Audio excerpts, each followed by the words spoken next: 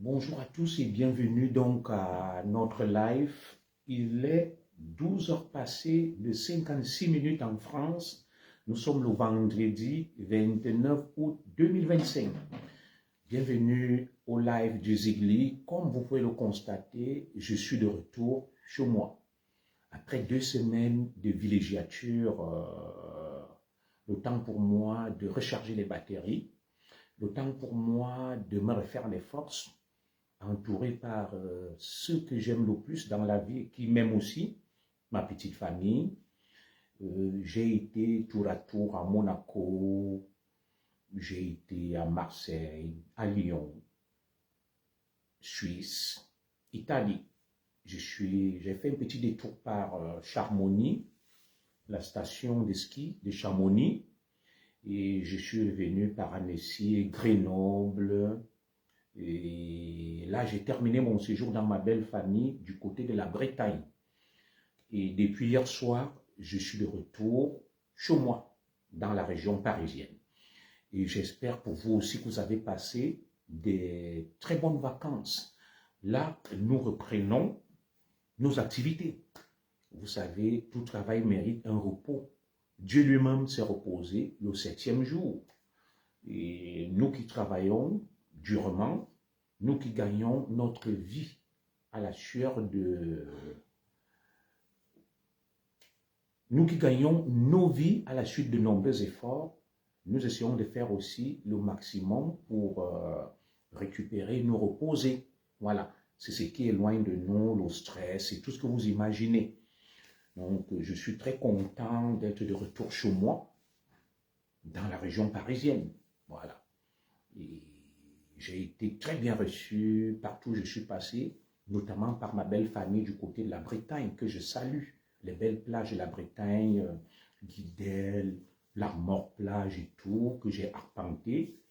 J'ai mangé.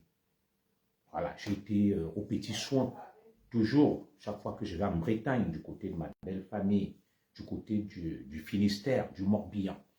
Alors aujourd'hui, je vais donc encore une fois vous souhaiter de très bonnes vacances et vous demander de partager ce petit live.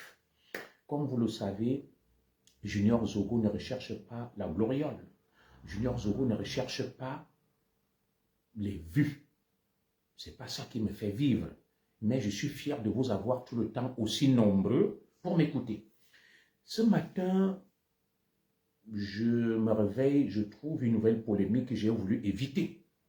Et dans cette polémique-là, ça va dans tous les sens.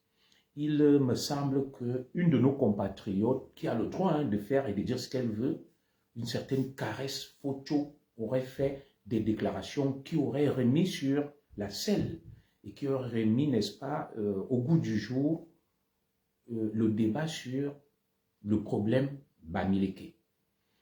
Et j'ai vu également une publication d'un de mes cadets dont j'apprécie beaucoup les chroniques et les tribunes, je crois, Christophe Raoul Mbia, et sur la page de mon petit frère Ducamer, qu'il a partagé. C'est là où j'ai pris connaissance de ça, où il expliquait le problème Bamileke, qu'ils ont été victimes de ceci, dès l'enfance, stigmatisés. J'ai dit, oulala, là, là, là, là, là, là. Mais là, c'est en train d'aller dans tous les sens. C'est pour ça que, avant de repartir, parce que là, je vais faire des courses, je n'ai pas eu le temps pour les gamins qui reprennent le chemin de l'école lundi. Donc, il faut que je refasse des petites courses que j'ai déjà commencé, les fournitures, les cahiers, les habits, renouveler leur garde-robe et tout ça là. J'ai également la famille du côté du Cameroun, mon oncle, je dois causer avec lui à 14 h, le petit frère à maman, pour régler un différend familial. Donc, ils vont m'appeler à 14 h. Je salue donc Frédéric Engene, l'homme de Nkolme Banga, merci. Et je profite de cette occasion pour vous annoncer les nombreux malheurs aussi qui me frappent. J'ai perdu un oncle, un cousin très proche à papa, du côté de l'Essogue à Ekalaninkoula, tonton Ananga, et toute la famille s'est réuni pour ses obsèques. Son épouse et lui sont morts à la suite d'un malheureux accident de la circulation du côté de, on appelle ça chez nous la traversée de la Sanaga. Ils sont allés là-bas. C'est un ancien sous-préfet, disons-le comme ça, retraité. Le 15 août, en allant à la messe, du côté de la traversée vers une Tuimbangassina, quelque chose comme ça, ils ont été écrasés par un camion. Donc, ma belle-tante et mon tonton, des gens qui m'ont inspiré pour pouvoir faire mes études. Donc, la famille se mobilise. Je crois que je serai représenté par ma belle-mère, puisque toute ma famille sera. À la famille donc de tonton Ananga Ambatinda, je présente toutes mes condoléances et surtout à papa qui est frappé par la disparition de son cousin, voilà, qui laisse de nombreux enfants. Mon épouse a aussi perdu une de ses tantes. Et hier, en partant les autoroutes, pour mon retour, on m'a annoncé le décès de la maman de l'épouse, ou tout au moins de la mère des enfants d'un de mes frères, un grand frère à moi, même père, même mère. Et c'est une fille qui m'a beaucoup aidé. Quand je faisais mes études, j'allais chez mon grand frère, elle préparait, faisait à manger. Je vais essayer également de faire quelque chose. Elle a perdu sa maman. Donc, un de mes grands frères a perdu sa belle-mère. Voilà. Vous voyez que je suis triplement endeuillé. La rentrée commence plutôt très très mal. Ça fait aussi partie du quotidien et de la vie. De la vie, voilà. Donc, beaucoup de deuil autour de moi. Beaucoup de deuil. Et surtout le deuil de cet oncle du côté de l'Essobé. En fait, ses cousins à papa, ce sont des enfants. C'est le frère au grand-père à mon père, M. Tiga Ongolo. Son frère qu'on appelait M. Enoma, qui a fait beaucoup d'enfants. Et le cousin à papa donc est décédé. C'est un grand malheur qui frappe la famille. C'est un deuil auquel j'aurais pu prendre part si j'étais au Cameroun. C'est un tonton, des tontons que j'appréciais beaucoup. Donc, tonton Ananga et à ton épouse, que nos ancêtres vous accueillent et que la terre de nos aïeux vous soit légère du côté. Et ils étaient à Elesogé, parce que l'histoire de ma famille est un peu complexe. Mon arrière-grand-père, donc le papa de mon grand-père paternel, avait plusieurs femmes. Et il a donc reparti des richesses. Il a envoyé mon grand-père un peu loin du côté du Kalaminkou, il avait des terres. Et son frère est resté là où on appelle Metan, ceux qui connaissent bien Kolmebanga, à Elesogé. Donc il a dit, toi tu restes là. Mon papa, lui, mon grand-père allait de l'autre côté, à Kalaminkou, et ils sont restés à Elesogé. Donc c'est ma famille directe. C'est des frères à papa. C'est l'un des frères à papa qui est mort. Bien évidemment, je ne serai pas au Cameroun. Voilà, je ne vais pas vous mentir. Je ne serai pas au Cameroun, mais je serai de tout cœur avec la famille pour enterrer ce tonton. C'est une mort atroce, on appelle ça le tcho. On va faire le tcho, un accident. Ils ont été écrasés sur une moto le 15 août, son épouse et lui. Voilà. Une fois que je l'ai dit, ça fait partie de la vie et on continue. Et entre-temps aussi, il y a mon oncle, vous savez, les histoires familiales, qui a été sévèrement bastonné par un de mes cousins du côté des Bebda. Il a blessé avec la machette, des barbares. Je suis très en colère, donc je dois pouvoir résoudre ce problème tout à l'heure là, à 14 h. Mon oncle à Yaoundé, c'est un oncle qui m'a beaucoup aidé aussi, le petit frère à maman, même père, même mère. Et vous savez, depuis que j'ai quitté le Cameroun, c'est n'importe quoi dans la famille. Vous imaginez, moi sur place, commissaire de police, ça n'allait jamais avoir lieu. Donc, l'enfant de son grand frère, je ne sais pas ce qui se disputait, l'a bastonné. Et mon oncle, là, il est un peu handicapé. Il l'a blessé avec la machette. Et alors que j'étais en vacances, on m'a appelé. Ça fait que tout ça me bouleverse beaucoup. Mais je ne vais pas rentrer dans les détails parce que c'est un problème familial qui doit être résolu en famille. Mais je suis très en colère contre ce cousin et je crois que je l'aurai au téléphone. Je suis très en colère contre lui parce qu'on ne porte pas main sur un parent et en plus aller jusqu'à le blesser avec la machette.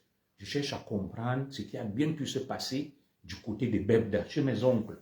Donc, je serai en réunion à 14 heures. C'est pour ça que je vais vous laisser un peu avant 14 heures pour résoudre tous ces problèmes-là, essayer de mobiliser un peu d'argent pour venir au secours de mon oncle. Voilà. Je ne vais pas donner son nom ici. C'est une histoire familiale. Pour ma mère, je suis obligé de faire tout ça et ça m'énerve beaucoup parce que je ne suis pas au Cameroun, ce genre de situation-là. Alors, merci donc d'être connecté très abondamment. Je vais parler aujourd'hui à mon cadet Christophe Raoul Mbia, que j'aime bien, avec qui je m'entends super bien. Ce n'est pas pour le clasher, c'est juste pour faire de la pédagogie autour d'une de ces sorties que j'ai vues sur les réseaux sociaux. Il me semble à la suite d'une sortie incendiaire, on en a l'habitude, faite par l'artiste musicienne, notre compatriote Caresse Focho, qui disait qu'il y a un problème Bamileke, les Bamileke doivent voter les nordistes. Ça ne me pose aucun problème. Et Christophe Raoul Mbia, il y a eu des sorties à gauche et à droite, a fait donc une sortie où il semblait donner des éléments qui n'étaient pas tout à fait exacts, que les Bamileke sont persécutés, sont marginalisés, ostracisés dès la prime enfance, on les stigmatisait, être Bamileke était considéré comme quelque chose de déshonorant, comme l'opprobre. J'ai dit, waouh, qu'est-ce qu'il raconte, mon jeune cadet? Vous savez, nous traversons une période assez sensible et délicate. Et il faut faire attention à tout ce que nous disons. Moi, il y a des domaines que je ne maîtrise pas. Et ces domaines-là, qu'est-ce que je fais? Je vais m'abreuver à bonne source. J'essaye d'appeler l'histoire du Cameroun dont je vous parlais là. Je ne suis pas historien, mais j'ai consulté les archives des historiens qui m'ont enseigné. Donc, lorsqu'on va aborder l'anthropologie du Cameroun, l'histoire des peuples du Cameroun, lorsqu'on va aborder l'histoire des institutions du Cameroun, il faut faire extrêmement attention. Donc, je vais faire de la pédagogie parce que mon petit frère Christophe Raoul Mbia est brillant, il est très intelligent, mais il n'a pas la science infuse. Cet aspect a pu lui échapper au point où il a dit des choses qui n'étaient pas tout à fait exactes. Et je viens ici pour restituer le contexte, peut-être pas la vérité, mais ce que je considère comme les éléments historiques factuels, parce qu'il peut arriver qu'on se trompe. Nul n'a la science infuse. Et mon direct n'est pas pour stigmatiser qui que ce soit. Vous savez, ma devise elle est simple, n'est rien dit pour nuire et n'est rien dit pour plaire. Alors, mon cadet Christophe Raoul Mbia, au sujet du problème Bamileke que tu as évoqué, je te dirais d'abord, en entrée de matière, ce qu'on appelle l'introduction, qu'il faut éviter de faire de l'anecdote des paradigmes. Et je vais l'expliquer en français facile et des certitudes.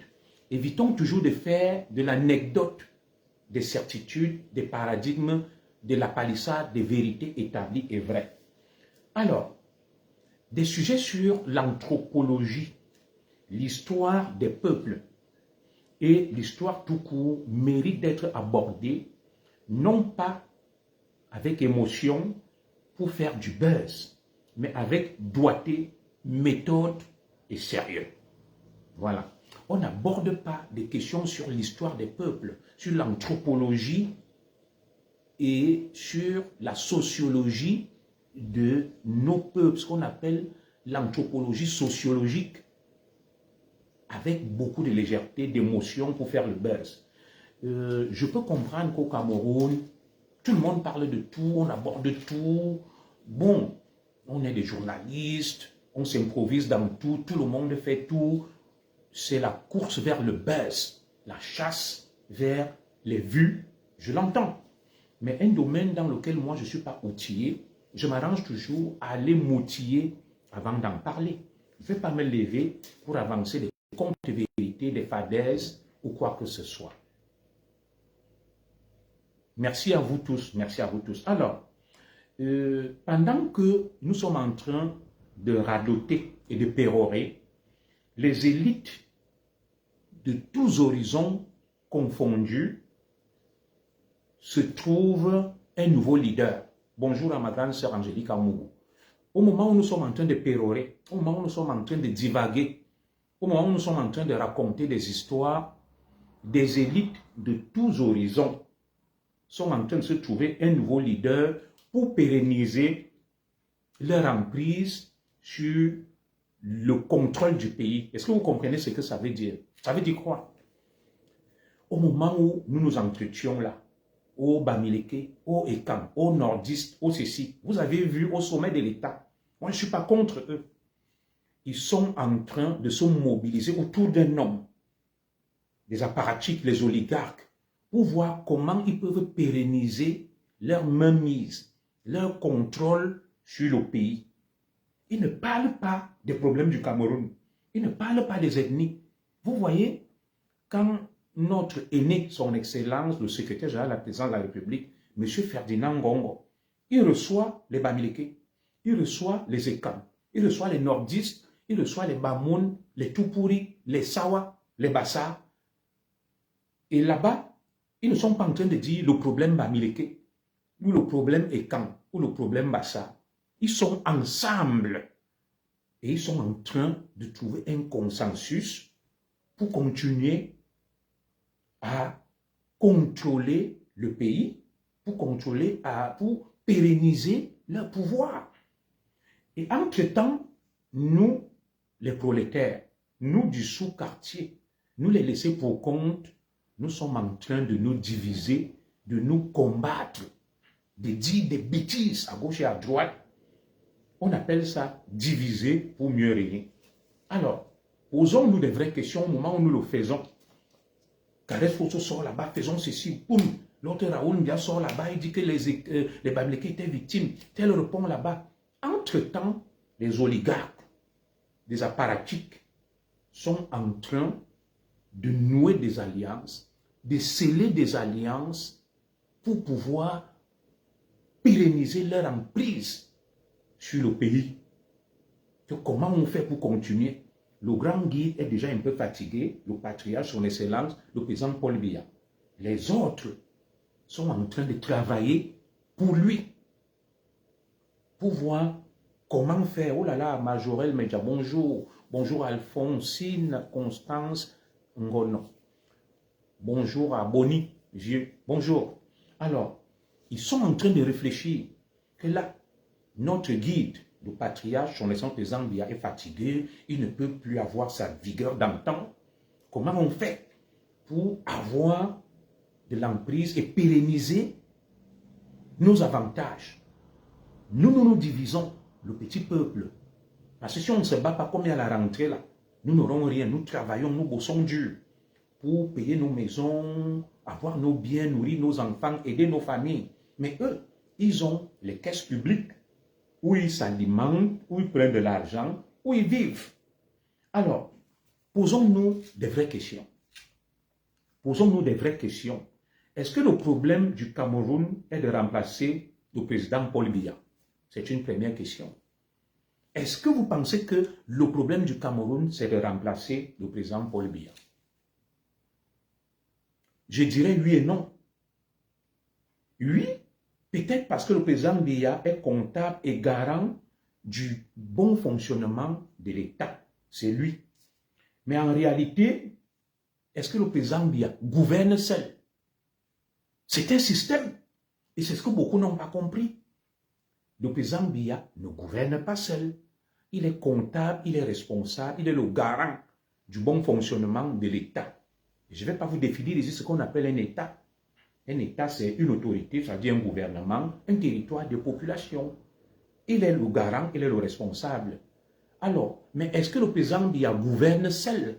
Comme vous voyez là, son Excellence, le secrétaire général de la présidence de la République, M. Ferdinand Ngongo, il parle, il reçoit des gens, il y a des ministres. Vous avez vu là, Belobo Maïgari qui fait la campagne pour l'élection présidentielle avec des véhicules immatriculés CA, corps administratif. Ça devrait vous interpeller. Comment peut-il battre campagne avec des véhicules qui appartiennent au peuple camerounais, des véhicules de fonction CA. Ailleurs, ça serait un gros scandale. Ça devrait vous amener à réfléchir. Alors, posons-nous des vraies questions. Est-ce que vous pensez que le problème est de remplacer le président Biya et que tout sera résolu? Non. Le président Biya gouverne-t-il seul? Vous en avez eu la preuve qu'il ne gouverne pas seul. Sinon, le secrétaire général, la présidente de la République, le ministre Famandogo et tout le reste n'agiraient pas en son nom, en sa lieu et place, en recevant les gens, en posant des actes. Vous-même, vous parlez partout que son Excellence Ferdinand Ngongo dirige le Cameroun. Le président Biya ne dirige pas seul. Vous qui pensez qu'il suffit qu'on enlève le président Biya, tous les problèmes sont résolus. Vous êtes naïf, il ne gouverne pas seul. C'est un système qui est composé des Bamileke, des nordistes, dont Belobou Baïssa Chiruma, des Ekans, des Bassa, des Sawa, des anglophones et de tout le monde. C'est une oligarchie. Ce sont des apparatchiks. C'est un système. C'est un système. Alors, quand vous les voyez fonctionner, ils sont en train de nouer des alliances. Ils sont en train de nouer des alliances pour pérenniser leur emprise sur le pouvoir. Ils négocient avec les nordistes, les Ekans, les Bassa, les anglophones et tout le monde. Mais nous sommes là, Caresse Ocho sort là-bas, boum, le problème Bamileke, on lui répond là-bas. Raoul Mbia vient dire qu'on insultait les Bamileke quand ils étaient petits, que vous avez des grosses têtes. Et qu'on disait que n'être Bami, c'est une malédiction. Non. Nous n'avons rien compris. Le président Biya ne gouverne pas seul, c'est un système. Quels sont les problèmes du Cameroun? Essayons d'en lister quelques-uns. Est-ce que les problèmes du Cameroun en tête, c'est qu'il faut remplacer Paul Biya? Non. Les problèmes du Cameroun, je vais vous en citer quelques-uns. 1. L'insécurité. L'insécurité. Dans le Nozo, dans nos régions du nord, le septentrion, vous avez vu la guerre au Nozo qui a fait des morts, qui continue, les armes parlent. Dans le nord, il y a une famille qui vient d'être enlevée. Donc, le premier problème des Camerounais, c'est l'insécurité. L'autre problème auquel les Camerounais sont confrontés, c'est le vieillissement et le non-remplacement de l'élite. Je ne vais pas rentrer dans les détails pour ne pas enfoncer le couteau dans la plaie. Tout le monde comprend ce que ça veut dire. L'autre problème auquel le Cameroun est confronté, c'est la corruption, le vol des biens du peuple. Il y a une bande, une petite poignée qui vole les richesses du peuple. Autre problème, c'est l'impunité. Ça veut dire quoi? Ceux qui volent ne répondent pas de leurs actes. Ils sont libres, continuent à nous diriger et à se présenter comme des modèles. Alors que c'est eux les contre-modèles parce qu'ils volent, ils détournent l'argent du pays. Autre problème du Cameroun, le laxisme. On ne sanctionne personne, chacun fait ce qu'il veut, c'est le laisser aller. Nous continuons l'inertie, l'immobilisme, le délabrement et le manque d'infrastructures. Nous nous plaignons chaque jour des délestages. Il n'y a pas l'électricité, l'accès aux soins. Les populations ne peuvent pas se soigner, le pouvoir d'achat, les pénuries en eau. Je suis en train de vous énumérer les problèmes du Cameroun. Il y a le problème foncier, il y a le problème minier, il y a la question de la forme de l'État, il y a la question du franc CFA, à travers le mécanisme du compte d'opération où nous déposons 40% de nos avoirs, de nos recettes d'exportation au sein du Trésor public français. Il y a la question de notre indépendance culturelle. Nous parlons les langues des autres. Nous n'avons aucune identité culturelle. Le français, l'anglais, l'espagnol, alors qu'on a des langues. Il y a la question, n'est-ce pas, de la nationalité. Qu'est-ce qu'on fait des Camerounais qui ont pris d'autres nationalités? Il y a la question, n'est-ce pas, de la décentralisation financière. Oui, il y a une décentralisation juridique, technique mise en place. Maintenant, les moyens qui devraient accompagner ça sont où? Qui aborde ces sujets? Personne. Personne, ni l'opposition, ni la majorité présidentielle. On noue des alliances que son excellent Ferdinand Ngongo a rencontré le sultan Mamoun. C'est ça les problèmes du Cameroun. Il a rencontré les Fon, il a rencontré les Bamileke, il a rencontré les Nordistes, il a rencontré les Sawa, il a rencontré les Mbombok. À quel moment, dans une campagne comme celle qui arrive, on parle des problèmes du Cameroun, dont je viens de vous lister une petite partie? À quel moment on parle de ça? Voilà la campagne qui s'est passée aux États-Unis, en France, partout. On aborde les problèmes du peuple. On ne noue pas des alliances. On ne nous parle pas des alliances. On montre des alliances à la télévision. Non. Est-ce que nouer des alliances, c'est un projet politique? Est-ce que le peuple, c'est ça qui intéresse le peuple camerounais, que mon candidat Akere Mouna allait rencontrer Bélo Bouba? Et il a rencontré Issa Chiroma, il a rencontré tel, que son excellent Ferdinand Ngongo a rencontré les Fon, il a rencontré les Mbombo. Où est l'intérêt du peuple camerounais dans ça? En quoi est-ce que le fait de nouer des alliances va résoudre le problème de l'eau, de l'électricité, de la corruption, du pillage, du vol, de l'inertie, de l'immobilisme, de la médiocrité, du favoritisme, de tout ce que vous connaissez? Ces alliances-là servent à quoi au peuple camerounais? Parce que nous attendons quelque chose.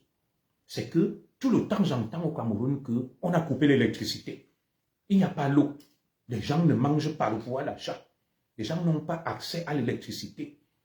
La justice est corrompue. Les gens détournent les marchés publics, l'argent du peuple. Comment on fait pour résoudre ces problèmes?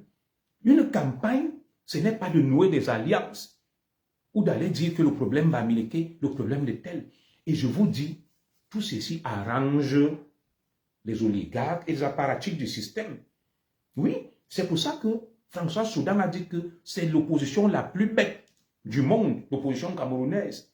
Oui, vous avez entendu qui parlait là des problèmes auxquels sont confrontés les Camerounais. Nous sommes le 29 août 2025, à un mois de l'élection présidentielle. En France, vous entendez, on aborde la question de la dette.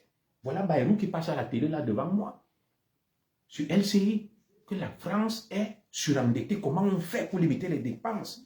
On aborde la question de l'insécurité en France, la question de l'identité nationale, la question de l'immigration. Mais quel est ce pays? Quel est ce peuple? Quel est ce pays? Quel est ce peuple? Une campagne, moi j'attends qu'on me dise que les délestages là, on va construire des centrales hydroélectriques, on va faire ceci, on va faire cela. Rien. J'attends qu'on me dise qu'on va instaurer la sécurité sociale. J'entends qu'on me dise qu'on va moderniser nos hôpitaux. J'attends qu'on me dise que Zogo, comme tu es devenu français là, tu es un enfant du Cameroun, Zoré. On va adopter la double nationalité ou multiples nationalités. J'attends qu'on me dise que nos mines, notre pétrole, notre fer, voilà, aborder les vrais problèmes. Bonjour à toi, Edine Tech, du Cameroun, rien. Les caresses photos, vous jouez le jeu des oligarques. Que problème Bamileke, problème Ekan, problème cela. Entre-temps, nous sommes ici à l'étranger. Les enfants de ces gens-là, ils font la fête, ils mangent, ils ont de l'argent. Voilà la rentrée qui est arrivée là. Voilà la rentrée qui est arrivée là. Et ils n'ont pas de problème. Moi, Junior Zogo, je vais sortir là. Je vais sortir l'argent de ma poche avec ma femme. 1500 € pour aider mes enfants à reprendre l'école. Eux, ils vont puiser dans les caisses. Tous ceux qui sont ensemble là, les Bamileke, les Ekang, les Bassa, les Nordistes, ils vont aller se ravitailler dans les caisses de l'État. Au moment où en France, on vous dit que les plus vulnérables, l'État leur a donné de l'argent. L'État les accompagne. Nous parlons des faux problèmes qui nous divisent, des polémiques inutiles et stériles, divisées pour mieux régner. Je vous ai toujours dit que ces discours arrangent. C'est pour ça qu'ils sont toujours là. Oui, et je préfère donc Célestin Jamin qui a dit que mieux je ne pas soutenir Paul Biya l'original. Parce que vous perdez le temps au Camerounais.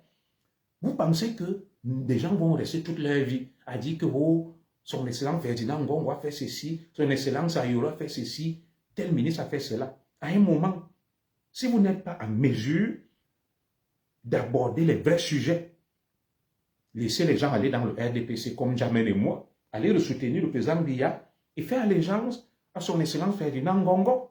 Il ne faut pas nous en vouloir. Oui, chacun va donc maintenant jouer le jeu. À quel moment on aborde les problèmes du Cameroun puisque l'élection arrive? Chaque jour, les Camerounais pleurent qu'il n'y a pas l'électricité. Comment on fait pour mettre fin au délestage? Chaque jour, les Camerounais pleurent qu'ils meurent de choléra. Il n'y a pas de l'eau potable. Comment on fait pour que les Camerounais aient de l'eau potable? Chaque jour, les Camerounais pleurent que le pouvoir d'achat est faible. Il n'y a rien à manger. Il n'y a rien à manger. Je ne préfère pas N'Djamène, mon frère Nguelemo. Tu n'as pas compris. Ce que tu ne comprends pas, c'est que on se livre à des querelles inutiles, des combats stériles, au lieu d'aborder les vrais problèmes. On divise les clans, les communautés du Cameroun. Cela profite à qui? Au régime en place. Quand Karès Focho parle, il dit que le problème du Cameroun, c'est que les Bamileke sont persécutés et marginalisés. Ça veut dire que moi, Manguissa, je dis, ah, elle ne parle que des Bamileke, pourquoi on doit se mettre ensemble? Je la combats. Ça devient donc la guerre des clans. Et cette guerre des clans arrange ceux qui tiennent le pouvoir. Ça les arrange qu'on les autres ne puissent pas se fédérer autour des vraies questions.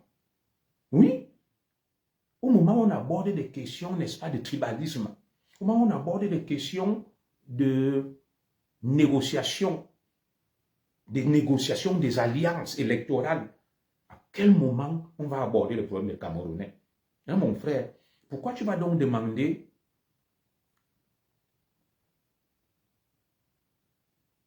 oui, il faut me battre, Christian dit, je suis réaliste. Pourquoi je ne vais pas soutenir le président Biya et Ngongo? Puisque le combat que les autres mènent consiste à dire qu'il n'y a qu'un problème Bamileke, oh tel a fait ceci, oh tel a fait cela. Et là-bas aussi, les autres, ils ont le pouvoir. Nous mourons de faim, nous n'avons rien, nous travaillons comme des bêtes. À un moment, on ne peut pas suivre des gens qui perdent toute leur vie, comme l'a dit François Soudan, l'opposition la plus bête du monde. Avec tout le respect que je leur dois, c'est l'opposition camerounaise. François Soudan est quelqu'un d'outillé, de structuré. Il a dit. Oui, à quel moment on aborde les vrais sujets? Hein, ma sœur Jackie Fouchou, mon frère. Quand est-ce qu'on a abordé la question de la double nationalité, multiple nationalité, la question du régime foncier, la question, n'est-ce pas, de la réforme agraire, la question de la forme de l'État, la question du franc CFA, la question, n'est-ce pas, qu'au Cameroun, on doit parler nos langues. Je vous ai listé ces problématiques. La question de la corruption, les gens qui pillent nos ressources, de l'impunité. La corruption qui est une gangrène. Quelqu'un rentre à l'ENAM, il va être magistrat, il va être inspecteur des impôts, inspecteur des douanes. Son principe, c'est de voler pour s'enrichir. Quand est-ce qu'on met fin à ça? Comment on fait pour mettre fin à ça? Le laxisme, l'inertie, l'immobilisme. Vous pensez que ceux qui sont avec son excellent Ferdinand Ngongo, j'ai vu des Bamileke le rallier, être d'accord avec lui. Donc s'il y a un problème Bamileke, pourquoi il continue à être avec son excellent Ferdinand Ngongo pour soutenir le président? Ça veut dire qu'il n'y a pas un problème Bamileke. C'est un problème autre qu'un problème Bamileke. Pourquoi les nordistes? J'ai vu le ministre Paul Moutazi aller au nord, il y avait une marée humaine. Ça veut dire que les nordistes n'ont pas de problème. Le problème est ailleurs. C'est celui du partage du gâteau. Disons-nous les vérités.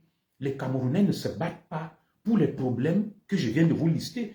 En tout cas, l'élite se bat pour le partage du gâteau. Quand vous voyez ça, Chiruma, qui vous dit que Ebero Bouba, qui sont partis parce qu'ils n'avaient plus à voir Paul Biya. Mais ça veut dire que s'ils avaient vu Paul Biya, ils ne seraient pas partis. Et ils sont allés pour voir Paul Biya. Pourquoi? Point d'interrogation. Point d'interrogation. Pourquoi sont-ils allés voir Paul Biya? Point d'interrogation. Je suis d'accord avec ma grande sœur Dintet. On préfère Biya jusqu'au jour où un vrai leader va se lever. Quand est-ce qu'on va aborder nos problèmes? Où est donc la différence entre la majorité présidentielle et nous de l'opposition? Non, moi je voulais vous dire que tout cela ne nous profite en rien.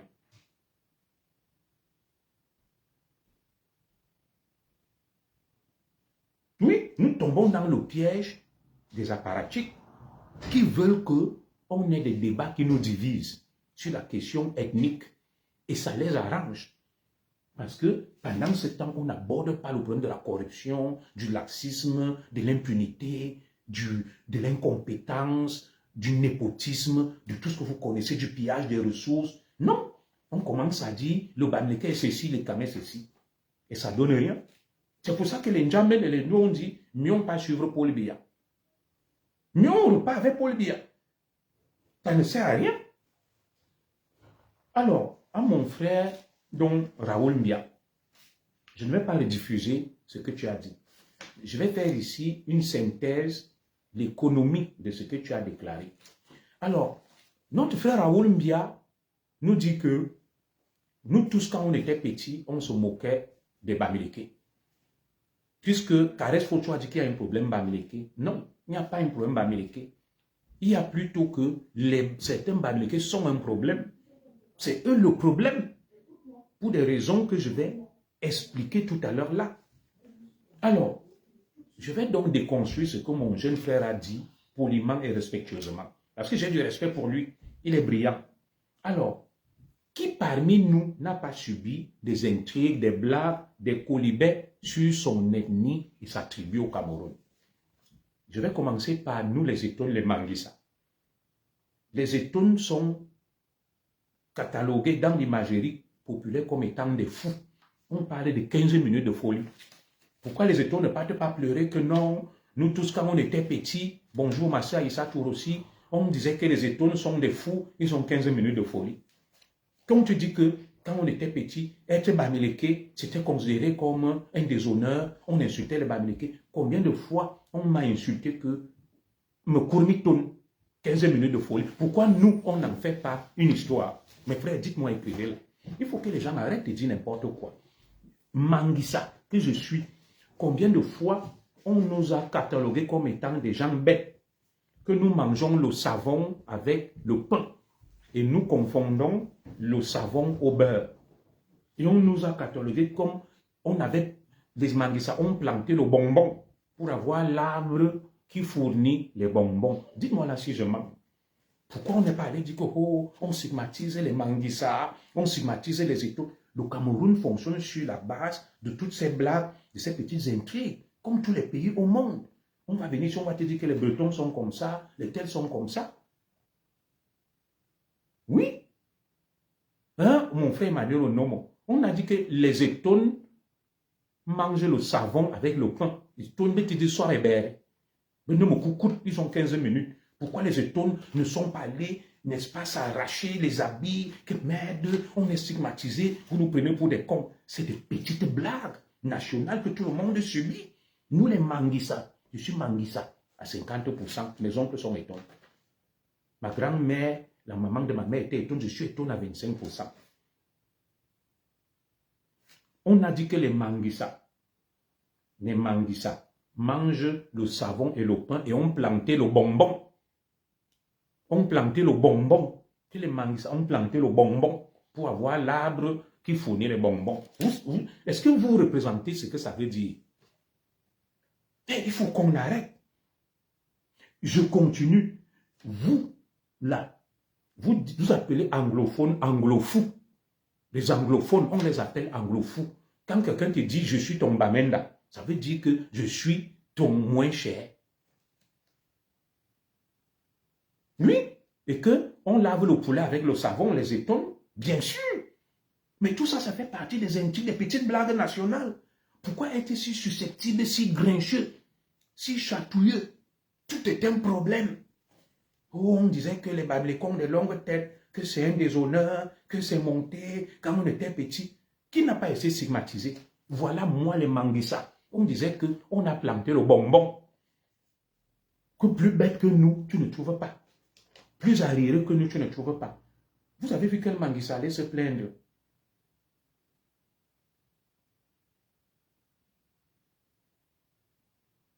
Les frères, soyons sérieux. Je continue, les anglophones. On dit les anglofous. Quand tu veux qualifier quelqu'un qui ne représente rien, tu dis c'est un Bamenda. Pourquoi les Bamenda ne prennent pas les arbres? Les Ewondo, les Boulous, on les appelle les Nkwa. Je ne sais pas ce que le mot Nkwa veut dire. Les Nordistes les appellent Gadamayo. Chop Brookport ou Dontola. Que des gens qui vendent leur terre pour rien. Pourquoi les Boulous, les Ewondo ne sont pas allés se plaindre que vous nous appelez Chop Brookport Gadamayo? Pourquoi ils ne sont pas allés se plaindre? Mais mon petit frère Raoul Christophe Ndia, qu'est-ce qui vous arrive même souvent?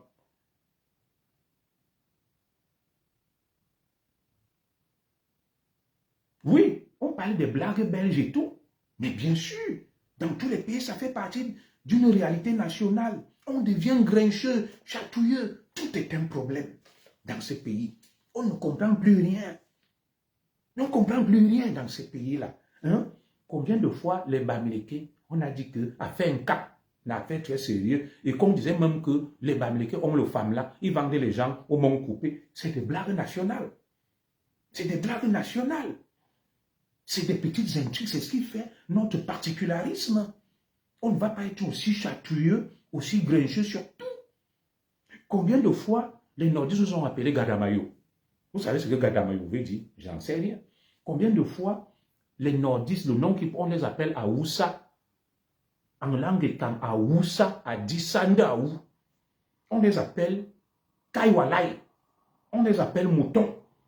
On dit que leurs gardiens sont bêtes, les gardiens nordistes. Dès qu'il est gardien, il dit personne n'entre, personne ne sort, y compris le patron. Soyons sérieux. Arrêtons de raconter n'importe quoi sur les réseaux sociaux. Parce que peut-être on veut faire le buzz, on veut plaire aux gens. Si on n'a rien à dire, mieux vaut se taire. Mieux vaut se taire. Les frères, hein? Les Bassa, combien de fois on les a présentés comme étant les lanceurs de Minson? Mon Yando, ma mère Kamer et mon neveu VP, qui lancent le Minson. Qu'ils marchent avec le papier et le bic pour porter plainte partout, qui sont des traîtres, qu'ils ont trahi. Ça fait partie des blagues. Pourquoi les Bassa ne viennent pas déclencher la guerre et jouer les victimes? Dites-moi. Les Sawa. Les Sawa. Combien de fois on les a présentés comme étant des ambianceurs, des paresseux? Vous avez vu les Sawa mener la guerre à qui?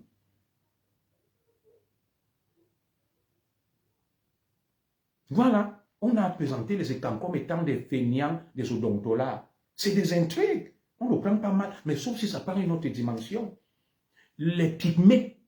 Quand tu dis à quelqu'un que regarde-moi ces pygmées, vous avez vu les pygmées venir vous dire que pourquoi vous nous insultez? Tu dis à ton frère que regarde-moi ces pygmées, c'est devenu une insulte. Est-ce que vous savez que les pygmées sont les vrais Camerounais qu'on a trouvés avec les Bassa? Quand vous vous dites là que vous n'avez rien eu, et si les pygmées alors se plaignaient, si les pygmées se plaignaient, eux qu'on a trouvés au Cameroun, vous les insultez, ils vivent à l'âge de la pierre polie, des pygmées.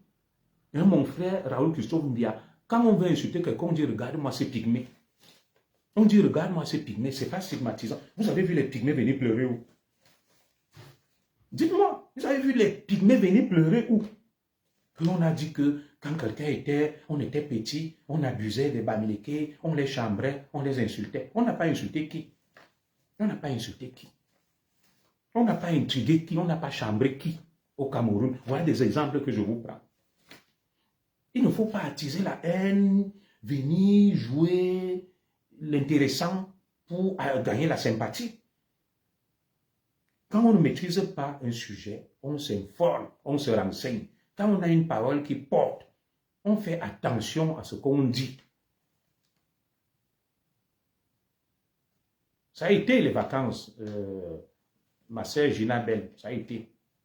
Les pygmées, c'est les premiers habitants du Cameroun. Nous tous, on les a trouvés avec les Bassa.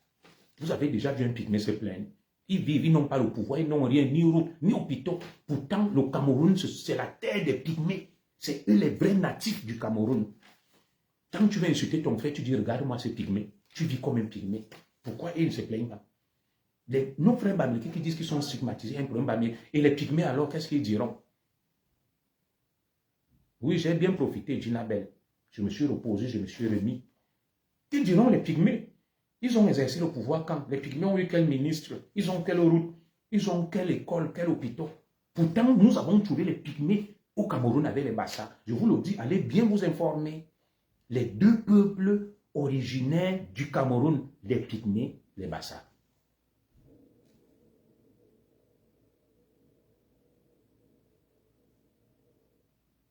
Oui. Soyons quand même un peu sérieux et conséquents. Les pygmées ne se plaignent pas. S'il y a même des gens qui devaient même revendiquer le Cameroun et le pouvoir et le reste, ce sont les pygmées. Mais vous les avez déjà vus pleurnicher. Ils vivent dans leur forêt, à l'état de nature. Pourquoi ne pas dire aussi qu'un pygmée devient président? Pourquoi il y a seulement un problème bamileke? Quand vous prenez l'Ouest, vous prenez la région des pygmées. Il y a quoi chez les pygmées?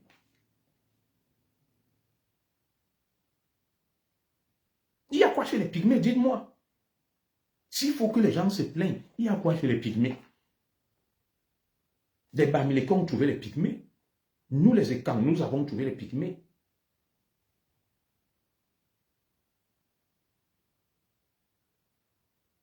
Oui. Pourquoi les pygmées ne se plaignent pas? Il y a les routes à l'ouest, il y a les milliardaires, il y a les écoles, il y a les hôpitaux. Les pygmées ont quoi? Les pygmées ont quoi? S'il faut parler du problème bamileke, les pygmées, eux, alors, ils diront quoi? Les pygmées diront quoi? Et comme nous avons trouvé sur leur terre au Cameroun, nous sommes venus là-bas, nous. On dit que les Sawa sont les gigolos. Vous les avez déjà vus se plaindre quand? On les insulte, on les traite de tous les noms d'oiseaux. Dès qu'on dit un truc, oh, problème bamileke, oh, problème ceci, non. Il faut qu'on arrête ça. C'est rodomontade, c'est fanfaronnade et c'est le fait d'être des victimes éternelles. Personne n'est victime au Cameroun. Personne n'est victime au Cameroun. Oui. Nous tous, nous avons des problèmes. Dans mon village, les Manguissa, on a quel ministre?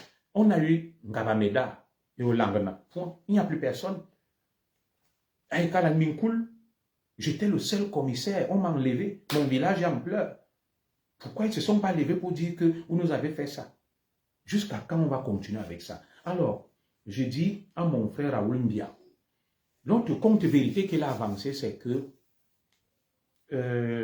beaucoup de Bamileke ont quitté le Cameroun parce qu'ils étaient ostracisés, marginalisés, persécutés.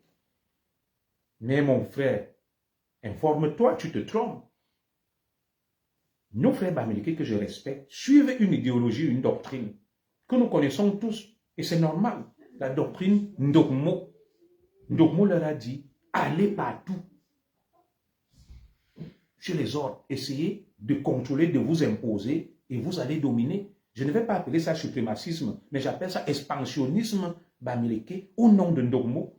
Les Bamileke ne vont pas à l'étranger parce qu'ils sont persécutés ou parce qu'ils sont ostracisés et marginalisés. Non, ils vont à l'étranger parce que dans leur doctrine, on leur a dit, voyagez. Les Bamileke ont un problème d'espace. Tout l'Ouest réuni, c'est 13 000 km². Normal qu'ils aillent chez les autres. En quoi est-ce qu'ils sont persécutés plus que les Pygmées, plus que les Manguissa, plus que les Étones? Restons unis, je suis d'accord. Ils ont accepté de partir parce que Ndogmo, l'idéologue, a dit, allons-y, allez apprendre chez les autres, ne restez pas chez vous, ne restez pas sur place, et c'est normal. Hein? Est-ce que toi, mon frère, Raoul Christophe Mbia, tu sais que Monseigneur Ndogmo a mis sur pied ce qu'on appelle la société Mungo Plastique. Est-ce que tu t'es renseigné sur ça? Le Mungo Plastique, dans le Mungo, c'était pour faire des affaires et donner des bourses aux Bamileke. C'est pour ça que beaucoup sont allés en masse. Oui, ils sont allés en masse à l'étranger. Ndogmo a créé une société qu'on appelait Société Mungo Plastique, qui a mis en place la promotion du Bami Power. On appelle ça le Bami Power. Oui, et ça faisait la promotion du Bami Power, donner des bourses aux enfants bamileke. C'est pour ça qu'ils sont allés apprendre à l'étranger en masse, parce que chez eux, il n'y a pas assez d'espace, ils vont chez les autres. Quand tu dis on les stigmatise, moi, je me souviens qu'ils sont partis de l'Ouest. Les Bamileke ont des terres à Yaoundé, tu l'as dit toi-même, dans le sud, partout. Mais des gens stigmatisés, ostracisés, pourquoi ils devraient avoir cette haine? Non, archi faux. Ils ne sont pas partis parce qu'ils étaient persécutés. Je n'ai rien fait, mes frères bamileke, mais il ne faut pas venir raconter des contes vérités. Les bamileke voyagent parce que ça fait partie, n'est-ce pas, de leur fonctionnement, de leur stratégie, de leur doctrine. Et Ndogmo a encouragé cela et suivre la doctrine Ndogmo. La société Mungo Plastique, je te donne le nom, va te renseigner. La société Mungo Plastique, qui fait la promotion du Bami Pawa. Ils ont donné des bourses à tous ces gars bamileke. Ndogmo, ils vendaient, ils recueillaient l'argent, ils partaient à l'étranger, ils finançaient pour qu'ils aillent faire des bonnes études, devenir ingénieurs, médecins. C'est la doctrine Ndogmo. C'est pour ça qu'ils sont partout, ils contrôlent tout. Ce n'est pas parce qu'ils étaient marginalisés. On ne prend pas la parole pour venir raconter n'importe quoi. Il faut se renseigner auprès des aînés. Il faut se renseigner auprès des aînés. Il faut s'informer. Il faut se cultiver. C'est pas sérieux. Et je vois beaucoup d'extrémistes de l'Ouest partager ça. Non, quand on ne maîtrise pas un sujet, on se tait. On va vers les aînés. Moi, je passe des heures au téléphone en train de prendre des notes, d'apprendre l'histoire de mon pays, l'anthropologie, auprès des aînés qui ont des connaissances. Je vais m'abreuver sur les posts du professeur Bokala. Bokala qui écrit sur Facebook. Je lui ai même écrit plusieurs fois que grand, enseigne-moi l'histoire. Je prends des notes et nomme Yomese pendant des heures et beaucoup d'autres historiens. Non, ils ne sont pas partis parce que c'est pas vrai. Ça fait partie de leur idéologie, leur fonctionnement. La doctrine Ndogmo va te renseigner. Et quand mon frère Raoul Mbia dit qu'il condamne les propos de Joseph Owona, Joseph Owona a dit qu'un Bamileke ne sera jamais président. Non, tu n'as pas compris, petit frère. En 1990, il y a un contexte de violence. Nos frères Bamileke montent au créneau, je vais t'expliquer ça. Et ils veulent paralyser Yaoundé. Certains bêtis donc se lèvent et disent que non, on ne va pas laisser Yaoundé mourir. Les Mabazis, les Joseph Owona, qu'on a appelé les Essingan, ils ravitaillent. Alors, pour ta gouverne, lorsque Joseph Owona était chancelier, à l'époque, l'université unique, celui qui livrait tout à la chancellerie s'appelait Fokou. Fokou. Le bras droit de Joseph Owona s'appelait Fokou. Il y a des anciens là. Marie-Jeanne Zanga, si je mens, tu m'arrêtes. C'est Fokou qui ravitaillait le restaurant. Je dis bien à l'époque de la chancellerie. Ça veut dire qu'il n'y avait pas d'autres universités. C'était l'unique université du Cameroun. Le restaurant université était ravitaillé par Fokou. Owona a toujours eu pour bras droit Fokou. Fokou n'est pas un nom écam.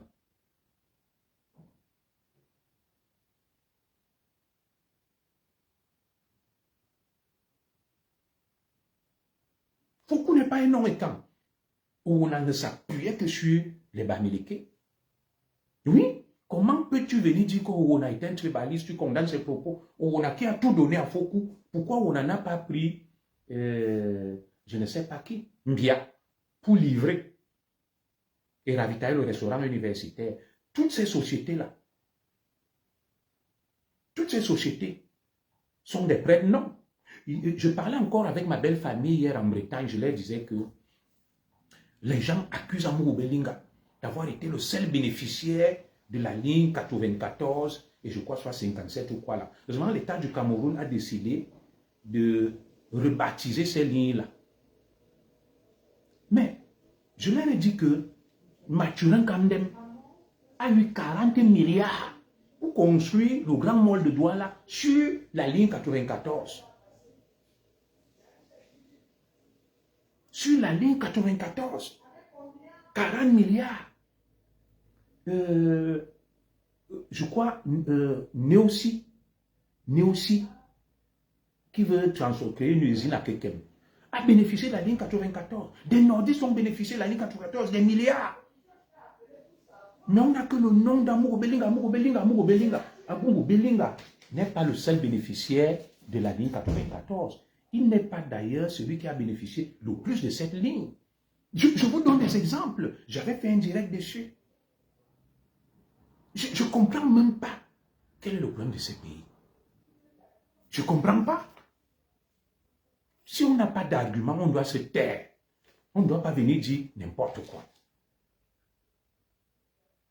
Oui, le ministre Joseph Oona, face à ça, donc a vu que mais lui, il fait confiance à certains Bamileke, mais les Bamileke se sont mis ensemble en 90 pour paralyser le pays. Ils vendaient les cartons rouges aux bêtis. Raoul Ndia, tu connais combien de bêtis, des commissaires de police, des colonels ont perdu leur vie en 90, tués parce qu'ils étaient bêtis? Quand toi tu dis que tu condamnes les propos de Joseph Oona, à quel moment tu as condamné les propos du dynamisme Bamileke dans un livre publié par un Bamileke où Maurice Kamto préface ce livre et dit que les Bamileke sont rayonnants, forts, si on leur confie au Cameroun, ils vont le développer, les autres sont des fainéants. Mais il faut équilibrer l'information. Mon petit frère, je n'ai rien après toi, hein. Je t'aime beaucoup. J'ai même essayé de t'appeler ce matin, mais le numéro ne passe plus. Quand j'ai dit à ma femme que qu'est-ce qui arrive au petit frère, avant de faire ce genre de choses, il doit d'abord réfléchir. On ne vient pas faire des déclarations intempestives. Je connais ton degré d'intelligence. Mais nous, on ne peut pas laisser prospérer ça. Ce n'est pas parce que je déteste mon petit frère. Je ne vais jamais accepter qu'on attaque mon petit frère Raoul Mbia. Mais je n'accepte pas les contes de vérité. Je n'accepte pas. Je considère qu'il est dans l'erreur. Parce que nul n'a la science infuse. Ce n'est pas qu'il est de mauvaise foi. Il s'est trompé. Il s'est trompé. Mais des livres, n'est-ce pas, suprémacistes, dédicacés par Kamto, prônant le suprémacisme Bamileke, qu'il faut qu'on confie le pays aux Bamileke parce que les Bamileke sont dynamiques, entreprenants, ils vont développer le pays, préfacé par Maurice Kamto. À quel moment on a condamné ça? Je reviens sur le régime foncier. Mon cher petit frère, j'ai un master en droit. Je connais le droit. Je vais donc t'expliquer le régime foncier du Cameroun. Alors, nos compatriotes Bamileke mènent la guerre. Et, à un moment donné, cette guerre devient compliquée pour eux. Ali Diop leur fait une offre de paix. Il leur dit, vous choisissez entre la paix ou la guerre et vous négociez. Il demande donc aux Bamileke que qu'est-ce que vous voulez. Les Bamileke vont lui dire, nous voulons faire les affaires et nous n'avons pas de terre. Et à l'époque donc, Aïdjo va mettre sur pied le régime foncier que vous connaissez actuellement, que les terres appartiennent à l'État. Un régime spoliatif. Et que c'était pour faire plaisir au lobby Bamileke. Aïdjo a sacrifié les terres des Écans pour négocier la paix avec nos frères Bamileke. Comment il me dit de montrer le livre en question? Je te montre le livre. Ne m'insulte pas mon frère, hein, que pur mensonge. Tu tapes sur Wikipédia, livre sur le dynamisme Bamileke. J'avais déjà fait un direct sur ça. Des gens peuvent venir écrire. Je vais te l'envoyer. Je vais interrompre parce qu'il faut qu'on soit pragmatique. Tu tapes sur Wikipédia, le dynamisme Bamileke. Là, je vais lui trouver quelque chose. Voilà. À peine j'ai tapé le dynamisme Bamileke, il y a déjà un livre d'Albert Ndormo. Il y a d'autres.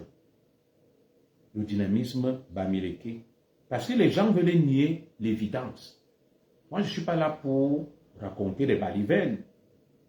Vous pouvez même me donner le titre de ces livres-là. À quel moment j'ai dit que nous ne sommes pas des frères? Il ne faut pas faire la division. Dès que tu tapes sur Wikipédia le dynamisme Bamileke, je vais te lire. Tu m'as dit quel livre? Le dynamisme Bamileke.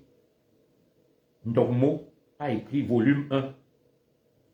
Et je vais chercher le deuxième. Il a un nom là, j'avais fait un direct sur ça. Que Kamto a dédicacé. Quelqu'un va me mettre le titre là.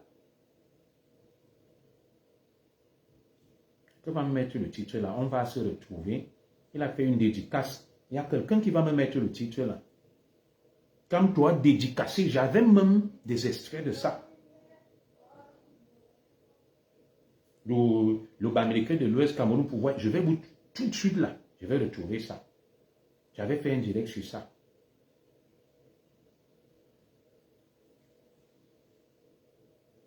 Que quelqu'un me mette ce livre-là, c'est un mensonge que les Bamileke sont dynamiques. Pourquoi ça vous gêne, mon commissaire? Bon, vous voyez donc, voilà, vous voyez le problème de certains de mes frères Bamileke, Christian Mbomo qui est là. Il m'a d'abord dit que ce n'est pas vrai.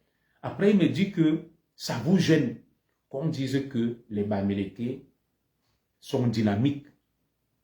Mais quand quelqu'un va donc lui dire que les Ekans vont mourir au pouvoir, ils sont très forts en politique, les Bamileke, là vont se plaindre. Lui, il est d'accord qu'on dise que les seuls qui sont dynamiques sont les Bamileke. Alors, je vais te donner les chiffres. Mon frère, actuellement, avec quel argent on a construit le Cameroun? L'argent du cacao.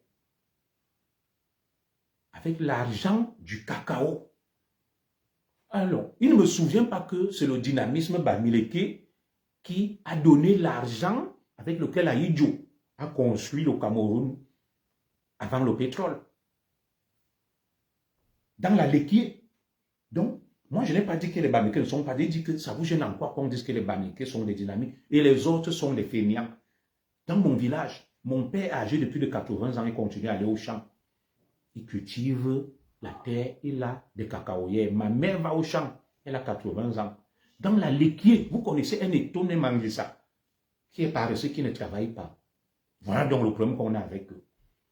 Ça vous gêne en quoi qu'on dise que le Bamileke est dynamique? Voilà le problème.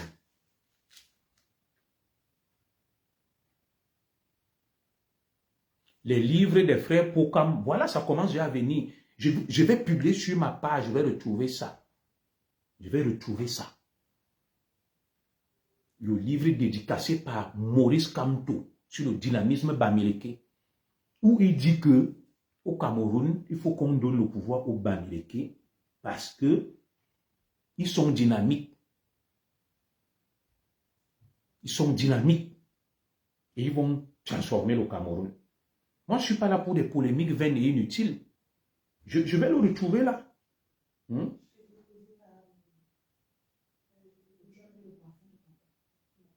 Donc, il faut éviter toujours des idées saugrenues pour venir discuter. Moi, je ne suis pas là pour prôner la supériorité d'une ethnie.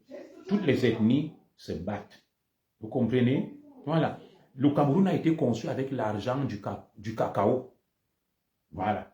Et actuellement, la Lequier a engrangé cette année avec l'argent du cacao 300 milliards de francs CFA. Ce qui est rentré, le kilo du cacao coûte entre 3 000 et 5 000 francs. 300 milliards de francs CFA dans la Lequier. Les femmes de la Lequier travaillent. Le manioc, cultive le manioc, les arachides, le plantain, inondent les marchés. Quand quelqu'un va se lever, il va dire que les autres sont des paresseux, celles qui travaillent. Et quelqu'un va venir me dire que ça te gêne en quoi qu'on dise que les Bamileke sont dynamiques. Et c'est lui qui sera le premier à se plaindre, à dire qu'il y a un problème Bamileke. C'est ça que moi je ne comprends pas au final avec vous. Voilà. On dit qu'il faut respecter tout le monde. Il ne me souvient pas que le cacao, la problématique de l'unité nationale au Cameroun, voilà. Daniel Makoun. Voilà. Ça commence déjà à venir. La problématique de l'unité nationale au Cameroun. C'est ce livre-là. Voilà. C'est ça que Maurice Kamto a dédicacé. Merci. La problématique de l'unité nationale au Cameroun. Tout à fait. Voilà le livre. Parce que vous aimez discuter sur tout.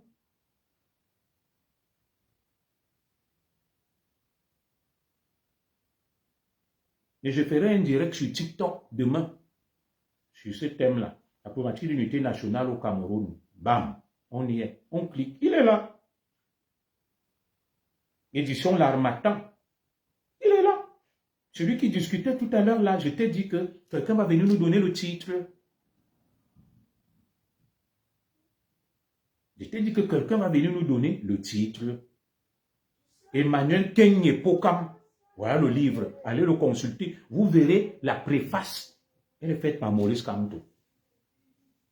La préface est faite par Maurice Kamto. Emmanuel Kenyepokam, la problématique de l'unité nationale au Cameroun, il parle du dynamisme bamileke Maurice Kamto. Écrit.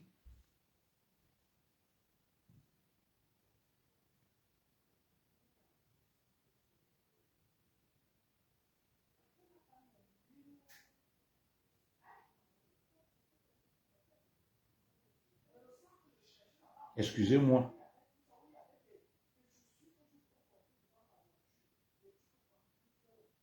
J'aime pas des discussions inutiles. Quand on aborde les vrais sujets, il faut être sérieux. Maurice Kamto a préfacé dans les années 80 le livre Ethno-fasciste. Toi qui discutais, je te lis ça. Hein? La vérité finit toujours par jaillir. Livre La problématique de l'unité nationale au Cameroun, auteur Emmanuel Kenyepokam. Préface de Maurice Kamto.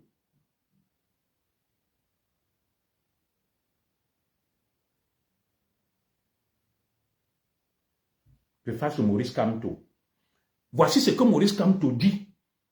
On les jalouse au lieu de les imiter.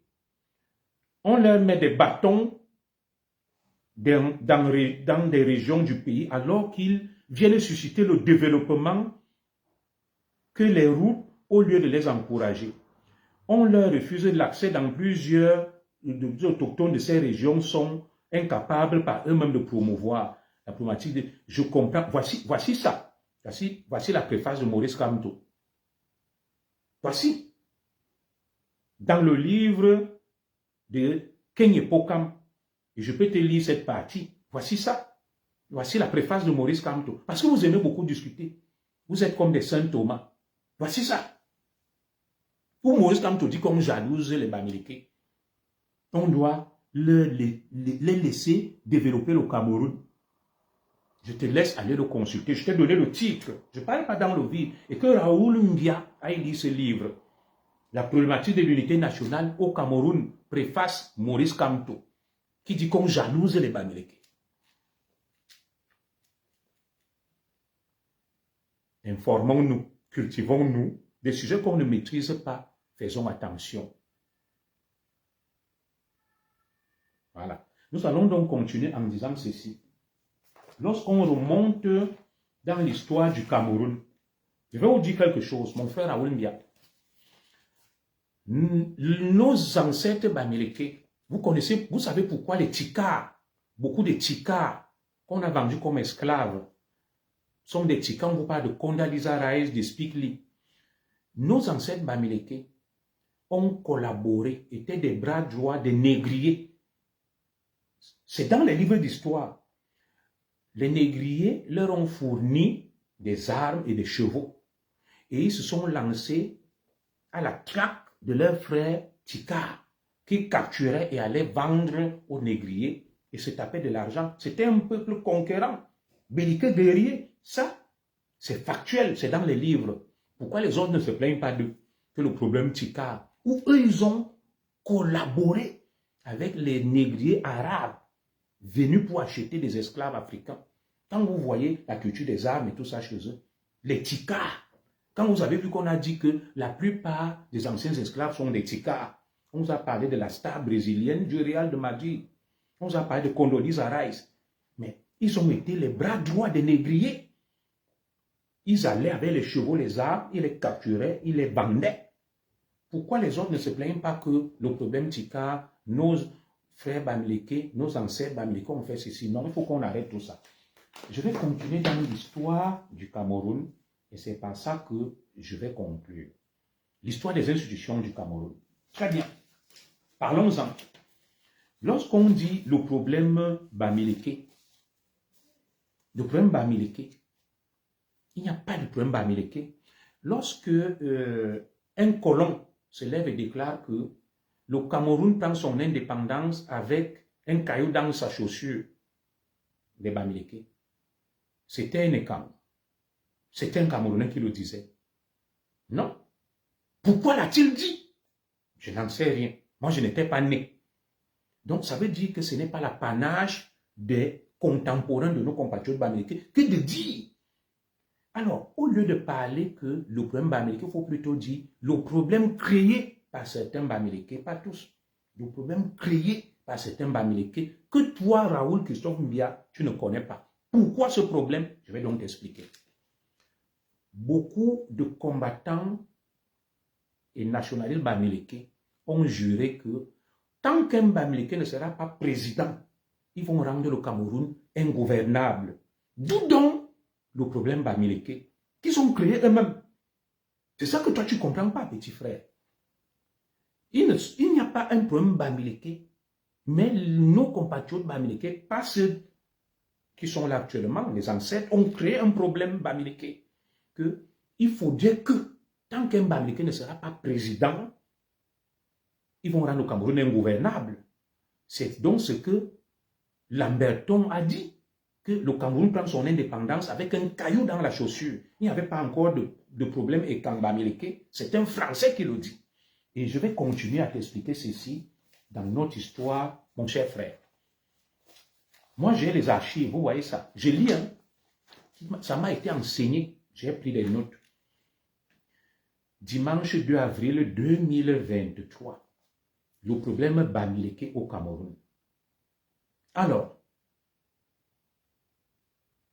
voilà ce que je vais lire. L'histoire des échecs de l'expansionnisme bamileke. En 1971, lors de l'exécution de monsieur du nationaliste Ernest Ouandjé, je n'entre pas dans les criminels, le peuple bamileke a tout dit et tout promis, et au final, que nous allons rendre le Cameroun ingouvernable, les armes vont parler, et il y aura la guerre. 3 hommes se sont donc affrontés lors de l'épisode Ouandjé. Il y avait le colonel Ananga, au tribunal militaire, Gilbert Andjé Tchungi, inspecteur général, et je continue. Alors, dans l'histoire du Cameroun, donc, il y a eu une alliance pour faire tomber André Marimbida. Je vais vous laisser l'histoire des adeptes du Bami Paomouafo Gabriel, des Siam Siwe. Je ne vais pas revenir dessus. Alors, pourquoi André Marimbida est tombé? André Marimbida est le tout premier ministre du Cameroun. Il y a eu une alliance pour faire tomber le gouvernement d'André Marimbida. Comme ce que les Issa Chiroma veulent faire aujourd'hui et les Bélo Bouba. L'histoire se répète. Il faut vous enseigner cette histoire-là, alors Christophe Mbia. André Marimbida a un parti qu'on appelle le PDC. Et il convainc Paul Sokho Priso, Saba Leko. Et il devient Premier ministre en coalisant avec l'UDC d'Amadou Ahidjo. Donc André Marimbida va faire une coalition avec Paul Sokho Priso, Saba Leko et Amadou Ahidjo. Il coalise donc le PDC avec l'UDC et il devient Premier ministre.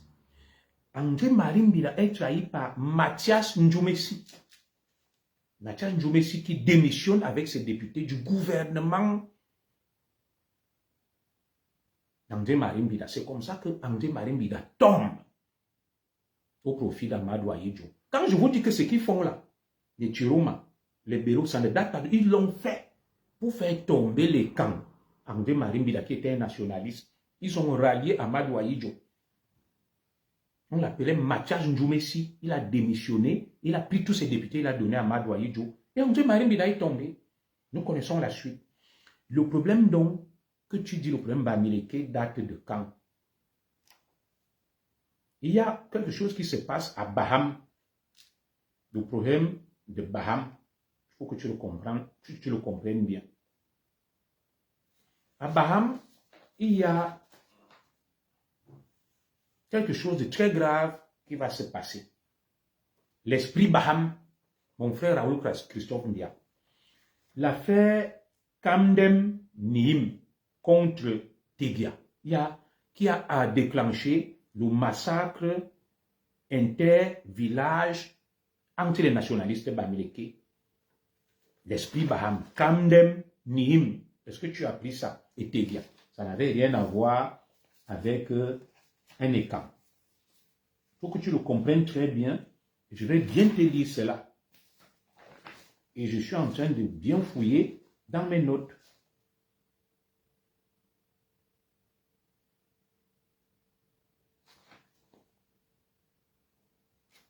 Je suis en train de bien fouiller dans mes notes pour ne pas te raconter n'importe quoi. Moi, je ne sais pas, Mathias Ndjoumessi, il est le père de qui, mais je ne peux pas tout savoir, c'est à vous de me dire. C'est à vous de me dire. Ça sera à vous de me dire. Je suis en train de chercher un élément crucial que je vais porter à votre connaissance et vous allez comprendre beaucoup de choses. Voilà, j'y suis. Très bien. Vous savez qu'il faut aller fouiller. Et mon frère Raoul Christophe Mbia, on ne fait pas les directs improvisés. Alors, voici donc le problème Baham. Le problème Baham, c'est de là que parle le problème américain. Il y a deux frères, dont l'esprit de Baham, ils sont de Baham. On appelle l'affaire Camden Niem contre Tegia. Qu'est-ce qui se passe entre Camden Niem et Tegia? Camden Niem est un Baham. Son père meurt.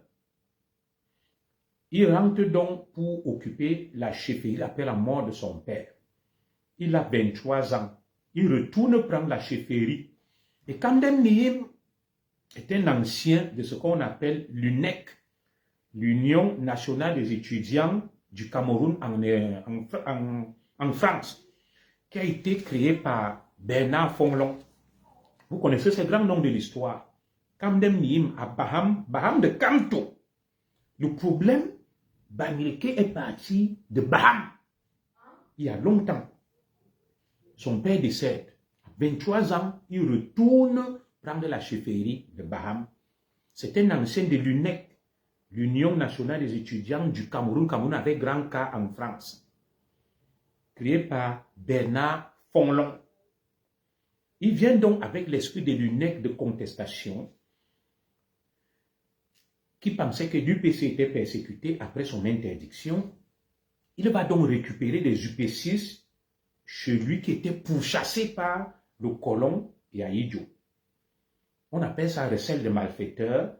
Il va reconstituer des associations dissoutes, étant chef de Baham. Il sera donc arrêté et traduit en justice à Tchang. Le chef-lieu du département à l'époque, le chef-lieu du département là-bas de l'Ouest, c'était à Tchang. Camden Niem, ancien étudiant en France, membre de l'UNEC de Bernard Fonlon. Son père décède, il rentre à 23 ans, prend la chefferie de Baham. L'esprit Baham que Kamto a ne date pas d'aujourd'hui, comme je vous ai parlé des Bello Bouba et Issa Chiruma avec Mathias Ndjoumessi. Ils se sont mis déjà ensemble, nos frères américains avec les nordistes, pour renverser André Marimbila. Et les mêmes vont se plaindre d'Aïdjo. Pourtant, ce sont eux qui ont donné le pouvoir à Aïdjo. Ils vont dire qu'Aïdjo les a massacrés. Ils ont mis de côté André Marimbila. Mathias Ndjoumessi, ses députés démissionnent. Ils se mettent avec Aïdjo, leur bourreau. Comme ils veulent se mettre maintenant avec Issa Chiruma et Bello Bouba. L'histoire se répète. Nous revenons donc sur l'esprit Baham. Alors, avec l'esprit Baham, Camden Niem est arrêté, le chef Baham, pour recel de malfaiteurs, reconstitution d'associations dissoutes. Et il est condamné et jeté à la prison de Yokadouma. Par qui? Par Amadou Aïdjo. Amadou Aïdjo qui a été porté au pouvoir par Mathias Ndjoumessi pour renverser les camps et nationalistes éclairés, diplômés André Marimbila. C'est l'histoire du Cameroun. C'est l'histoire du Cameroun. Vous devez même me payer quand je vous raconte ça. L'esprit Baham, Camden Niem contre Tegia. Alors, il est destitué et remplacé par Tegia, qui va prendre la succession de la chefferie Baham. Les pro-Camden Niem vont donc commencer les tueries et la guerre. Voilà le début du problème Bamileke. Ce n'est pas parce qu'on a dit que Bamileke a la longue tête, parce qu'on disait que naître Bamileke, c'est naître maudit, c'est faux, c'est du bluff.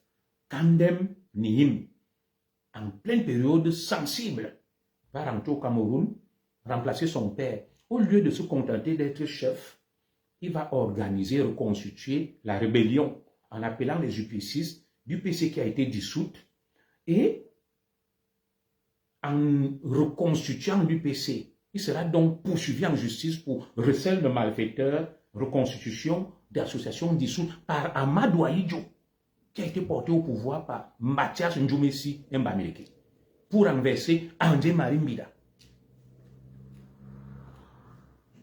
Il faut vous enseigner l'histoire. Ne venez pas raconter n'importe quoi. Nous prenons le temps de lire, de nous informer. Alors, qu'est-ce qui va donc se passer? Il sera jeté à la prison de Yokohama et remplacé par un autre Bamileke Tedia. Les pro-Kandem vont donc déclencher des tueries, des émeutes, des massacres entre Bamileke. Ils vont donc se répandre dans tout le pays Bamileke, des affrontements. Ils vont recruter des bandits à Bacham, à Bazou, à Bayangam. Ils vont brûler des villages entiers entre eux. C'est la naissance du maquis de l'Ouest. Le problème Bamileke, c'est la naissance du maquis de l'Ouest sur la chefferie Baham entre Kandem Nihim et Tedia. Voilà le début du problème Bamileke, qui n'a rien à voir avec les écams. Voilà. Et c'est donc le maquis de l'Ouest qui va naître. Où est donc l'indépendance dans ça, la recherche de l'indépendance, dans ce maquis qui va naître à Baham? Il défendait quelle cause nationale du peuple camerounais? Parce qu'on a enlevé un chef.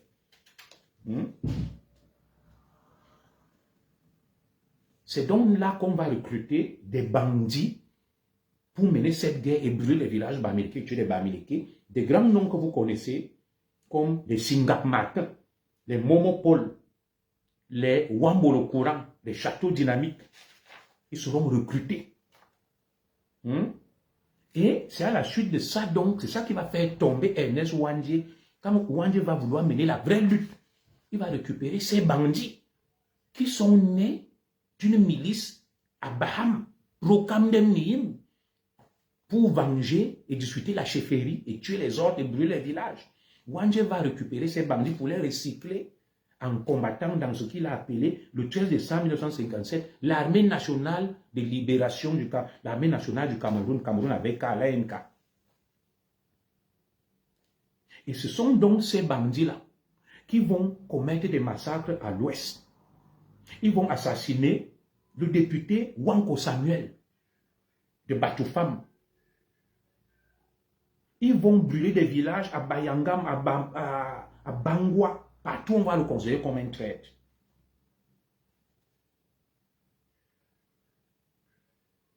Il y aura des massacres. Et il y a même quelqu'un qui va échapper à ça, un grand nom, Daniel Kemanju, qui va prononcer un discours historique lors des obsèques de Wanko Samuel, tué par les bandes armées dans cette guerre entre Bamileke autour de la chefferie de Baham. C'est le début du problème Bamileke. Ils vont s'entretuer. Ça n'a rien à voir avec la cause nationale. Des bandes armées qui vont tuer Wanko. Il va donc dire qu'on va vous traquer. C'est comme ça que Amadou Ahidjo. Et avant ça, il y a eu des massacres. Et je vais vous les citer. Voilà. Il y a des massacres.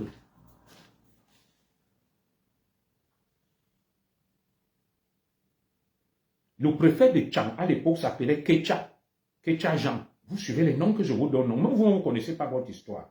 Alors, la guerre qui va se passer à Baham va provoquer 83 morts à Tchang. Et le préfet de Tchang s'appelle Kecha Jean. Kecha Koutes, Kecha Jean. Je vous donne les mêmes noms, vous voyez, les Mathias Ndjoumessi. Voilà. Il y aura donc 83 morts à Tchang, à Foukoui, au village de ma soeur Flore de Lille. Les deux frères qui se disputent la chefferie de Baham vont aller massacrer les gens à Tchang, à Foukoui. 83 morts. Il y aura 63 morts à Bangwa. tout le village sera brûlé parce qu'on se dispute la chefferie de Baham. 40 morts à Bafang, ils vont brûler tout un hôpital. 60 morts à Bazou, au niveau de la chefferie, dirigée par Daniel Kemanjou, qui est le chef. Moi, je vous donne des noms, des faits vérifiables. Et celui qui va donc brûler, qui va tuer les gens, à Bazou s'appelle Château Dynamique, qui a été attrapé par Semengue. Oui. Le père du ministre Nganou Ndjoumessi est un traître. C'est un odjulatiste. Matia Ndjoumessi, c'est lui qui a fait perdre le pouvoir André Marimbida. Et vous comprenez pourquoi Ndjoumessi est ministre. Il peut faire tout ce qu'il veut. C'est votre histoire. Vous devez l'apprendre. Au lieu de raconter des balivernes partout. Vous racontez des balivernes partout. Je vous donne des noms. Château Dynamique. C'est lui qui a massacré ses frères à Bazou. Le chef du village s'appelait Kemanjou Daniel. Le préfet de Tchang s'appelait Kecha Jean. Et c'est Semengue qui est venu capturer Château Dynamique, qui a mis fin à ces exactions. Les camps Semengue, qui vient sauver les Bamileke d'un assassin, d'un tueur. Mais ils vont te présenter Semengue comme un criminel. Tout ça là, c'était des dégâts faits par Wambolo Courant, Château Dynamique et les Takala et autres. Recrutés par Kamdem Niem. Lorsqu'ils ont perdu la chefferie de Baham, c'est le début des massacres en pays Bamileke. On ne parle pas de ça. On va seulement te dire que les Français sont venus faire ça. Non. Il faut apprendre votre histoire. Ils vont aller dans le Mongo. S'accaparer des terres fertiles où il y a la banane, du café, des ananas et tout. Des ouvriers agricoles là-bas. C'était des Bafang. Et les Singap Martin, les Wambo, le courant, vont massacrer les Mbo. Et ce n'est pas Wandje, je vous ai expliqué ça. Wandje a juste récupéré ces bandits et criminels qui servaient dans la guerre entre Kamdem Mim, Abaham et Tegia. Ils vont se mettre à massacrer les leurs parce que c'est de suite la chefferie de Baham. Baham chez Maurice Kamto. L'esprit Baham, c'est ça que Maurice Kamto amène pour faire le désordre et qu'il y a encore des massacres. Je vous ai déjà expliqué ça. J'avais déjà fait un direct sur ça. Voilà. Ils vont s'entretuer. 83 morts à Tchang, à Fokoué, 63 morts à Bangwa, 40 morts à Bafang, brûlant tout un village entier à Bangwa, brûlant un hôpital à Bangwa. 60 morts à Bazou. Et celui qui a tué les Bamileke à Bazou s'appelle Château Dynamique. Le chef de Bazou s'appelait Kemanjou Daniel. Et celui qui est venu capturer l'assassin Château Dynamique avec les Grigui, c'est Semengue. Pour mettre fin au massacre de ses propres frères Bamileke. C'est notre histoire. Je ne crée rien. Mes chers frères, je n'invente rien. Vous voulez qu'on continue? Continuons. Continuons. Je vais vous expliquer les grands maquis. Vous allez comprendre quelque chose. Les 4 grands maquis du Cameroun. Les 4 grands maquis du Cameroun. Je vais vous expliquer ça. Et la suite des massacres. Je vais vous expliquer pourquoi l'armée française saute sur l'ouest. Alors, dans la lutte menée par ces gens que le nationalisme Wandje a recrutés, les châteaux dynamiques, les Wambo, le courant, les Takala, pour mener la guerre à Baham et discuter la chefferie, ils vont dévier leur lutte. Ils vont se mettre à tuer des gens entre Bangante, Bafang et Makenene. Vous connaissez ça? Des gens qui sévissaient à Makenene, qui coupaient les têtes, ils ont tué les Banènes. Je ne vais pas revenir dessus. Le massacre d'Embo, dans le Mongo, tout ça là en Konsamba, des femmes violées, des pillages et tout le reste. Je reviens donc sur le massacre de 10 frères canadiens. 10 frères canadiens jésuites sont tués à Bafang par ces bandits. Parmi lesquels le fondateur du collège Liberman et de Sacré-Cœur de Macaque. Vote. Donc on va tuer 10 frères jésuites à la suite de ces villages brûlés, de ces morts que je viens de vous donner. les mêmes bandits qui sévissent à Baham, l'esprit Baham, vont se quitter là-bas, vont tuer 10 frères canadiens par Jésus à Bafang, parmi lesquels Liberman, le fondateur du collège Vogt et du Sacré-Cœur de Maca et d'Akono. Ils vont le tuer. Ils poursuivent les tueries. Écoutez ça. Ils vont donc, à un moment donné, à la suite de ces massacres, donc, à la suite de ces massacres de 10 frères jésuites, la France dit qu'elle en a marre. Le Cameroun, qui n'a pas une armée digne de ce nom, va faire donc appel à l'armée française au Tchad, ce qu'on appelle les légionnaires de Fort Fourreau. Je vous avais dit que je vais mettre tout ça dans un livre, mais je n'ai pas trop le temps. Les légionnaires de Fort Fourreau, les Saras, sont donc descendus. Je vais vous parler des Français, non. Les gens qui sont même venus mener la guerre à l'Ouest Cameroun, c'était des Tchadiens. La France a fait appel à la légion étrangère basée au Tchad, à Fort Fourreau.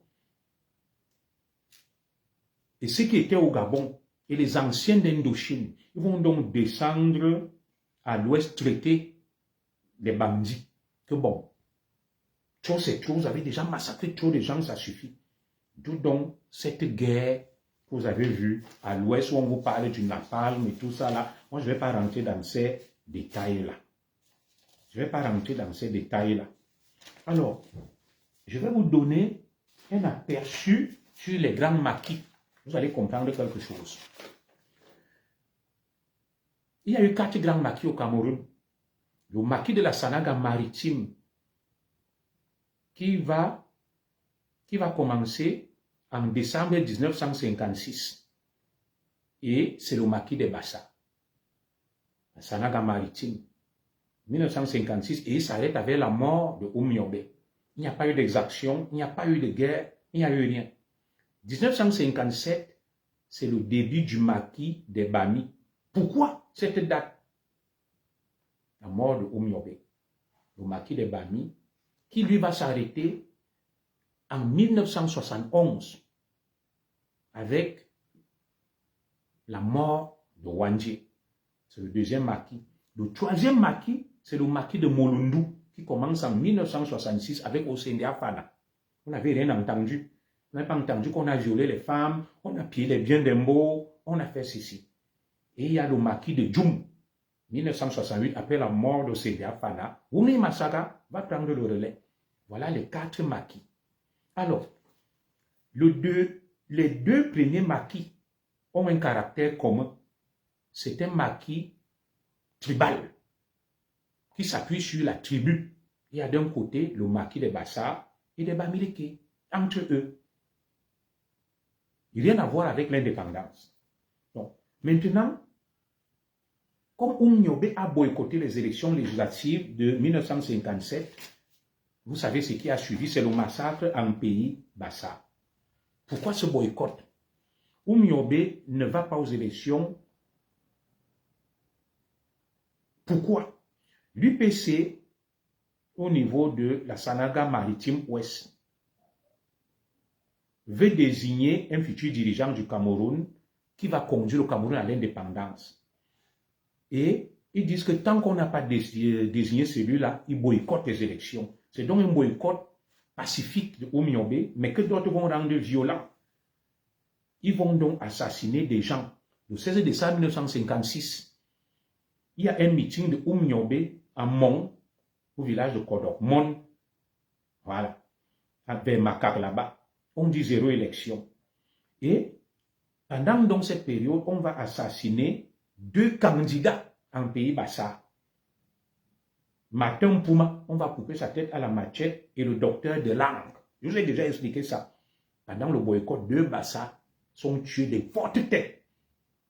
Pas tués par les Bassa, tués par les bandits recrutés par plus tard. Vous comprenez ça? Voilà. Et le docteur de langue. Il y a un qui va échapper. On appelle Lormo Antoine, le père de la femme d'Assoumou. qui était au SNH à Soumounve, il échappe à la mort. On va égorger à la machette Claude Mpouma et le docteur des langues.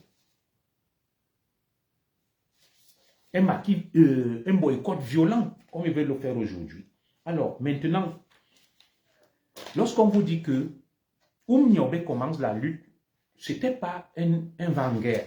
Nyobe prônait le pacifisme. Et certains se sont donc séparés pour dire que nous voulons négocier. Je vais vous expliquer ça. Voici ceux qui ont choisi de négocier pour parvenir à une indépendance et qui est quand même une plus-value.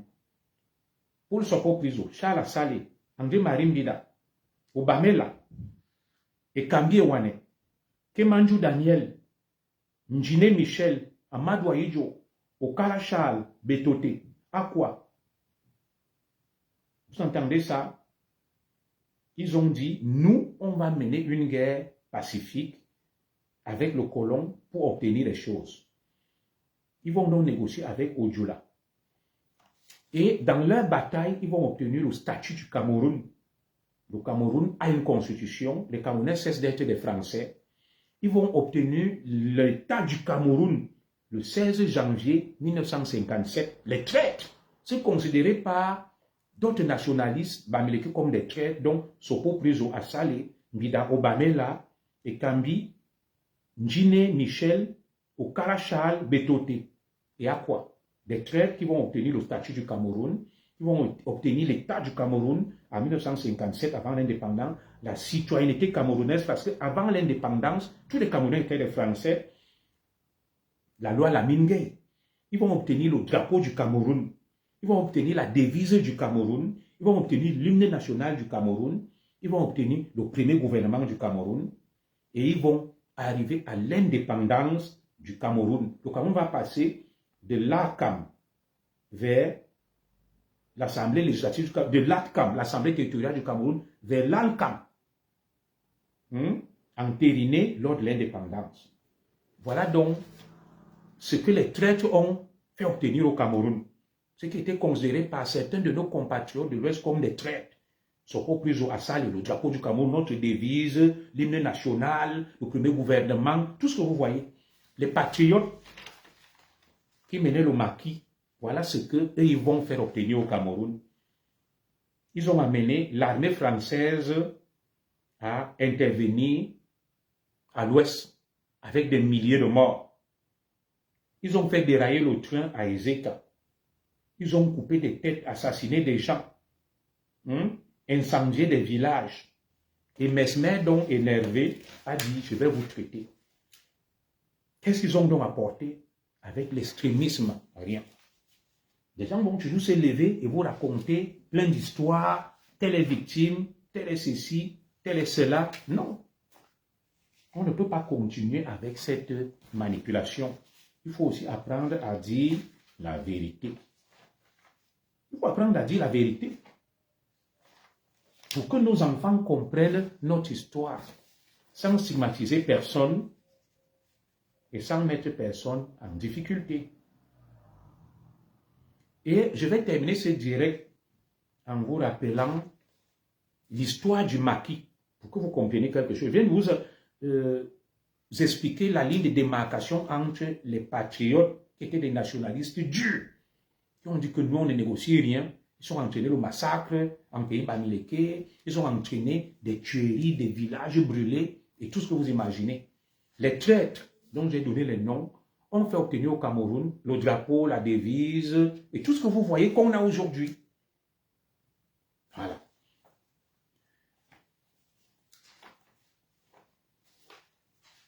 En 1961, Ernesto Wangé rentre au Cameroun.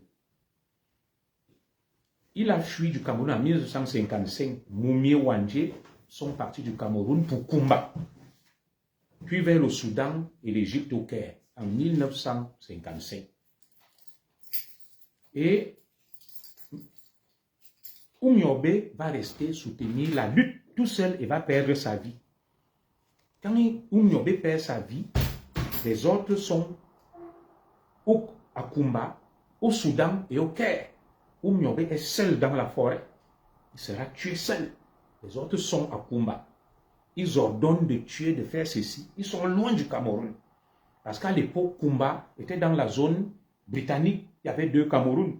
Le Cameroun français et le Cameroun anglophone. Je ne vais pas revenir sur ce pan de l'histoire du Cameroun. Voici donc les 3 phases de l'histoire du maquis. Première phase, 18 décembre 1956 à mars 1959. Écoutez bien, la première phase. Des soi-disant patriotes vont contester les élections. Ils vont dire UPC, 0 élection. Il y aura des boycotts, des massacres, le désordre, la guerre. Ils vont aller aux Nations Unies en novembre 1958, demander l'annulation des élections qui devaient conduire le Cameroun vers l'autonomie et l'indépendance. Ils vont écrire des tonnes de pétitions pour qu'on annule l'élection de 1958 aux Nations Unies. Il y aura une session spéciale des Nations Unies en 1959 qui va valider le processus électoral. Que eux, ils ont voulu faire annuler. Ça veut dire que le Cameroun n'aurait jamais accédé à l'indépendance. Avec l'extrémisme, il n'y avait rien à voir. On devait dire non. On annule les élections. Ils étaient contre tout. Ils ne voulaient rien. Première phase donc du maquis, de 56 à 59. Ils sont contre tout. Ils contestent tout. Il y a une élection, on dit, qui va mener au Cameroun à l'autonomie interne, premier gouvernement. Ils vont aux Nations Unies, rédigent des tonnes de pétitions, comme on le fait aujourd'hui, les camps et autres. 0 élection, 0 ceci, 0 tout. Le boycott, la violence, des insultes.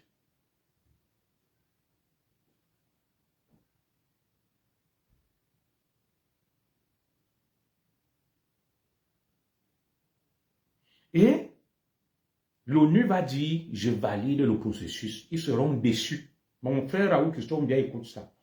Ils seront déçus que leur stratégie n'a pas marché. Ils vont dire, face à cette déception, qu'est-ce qu'on fait? Déception phénoménale.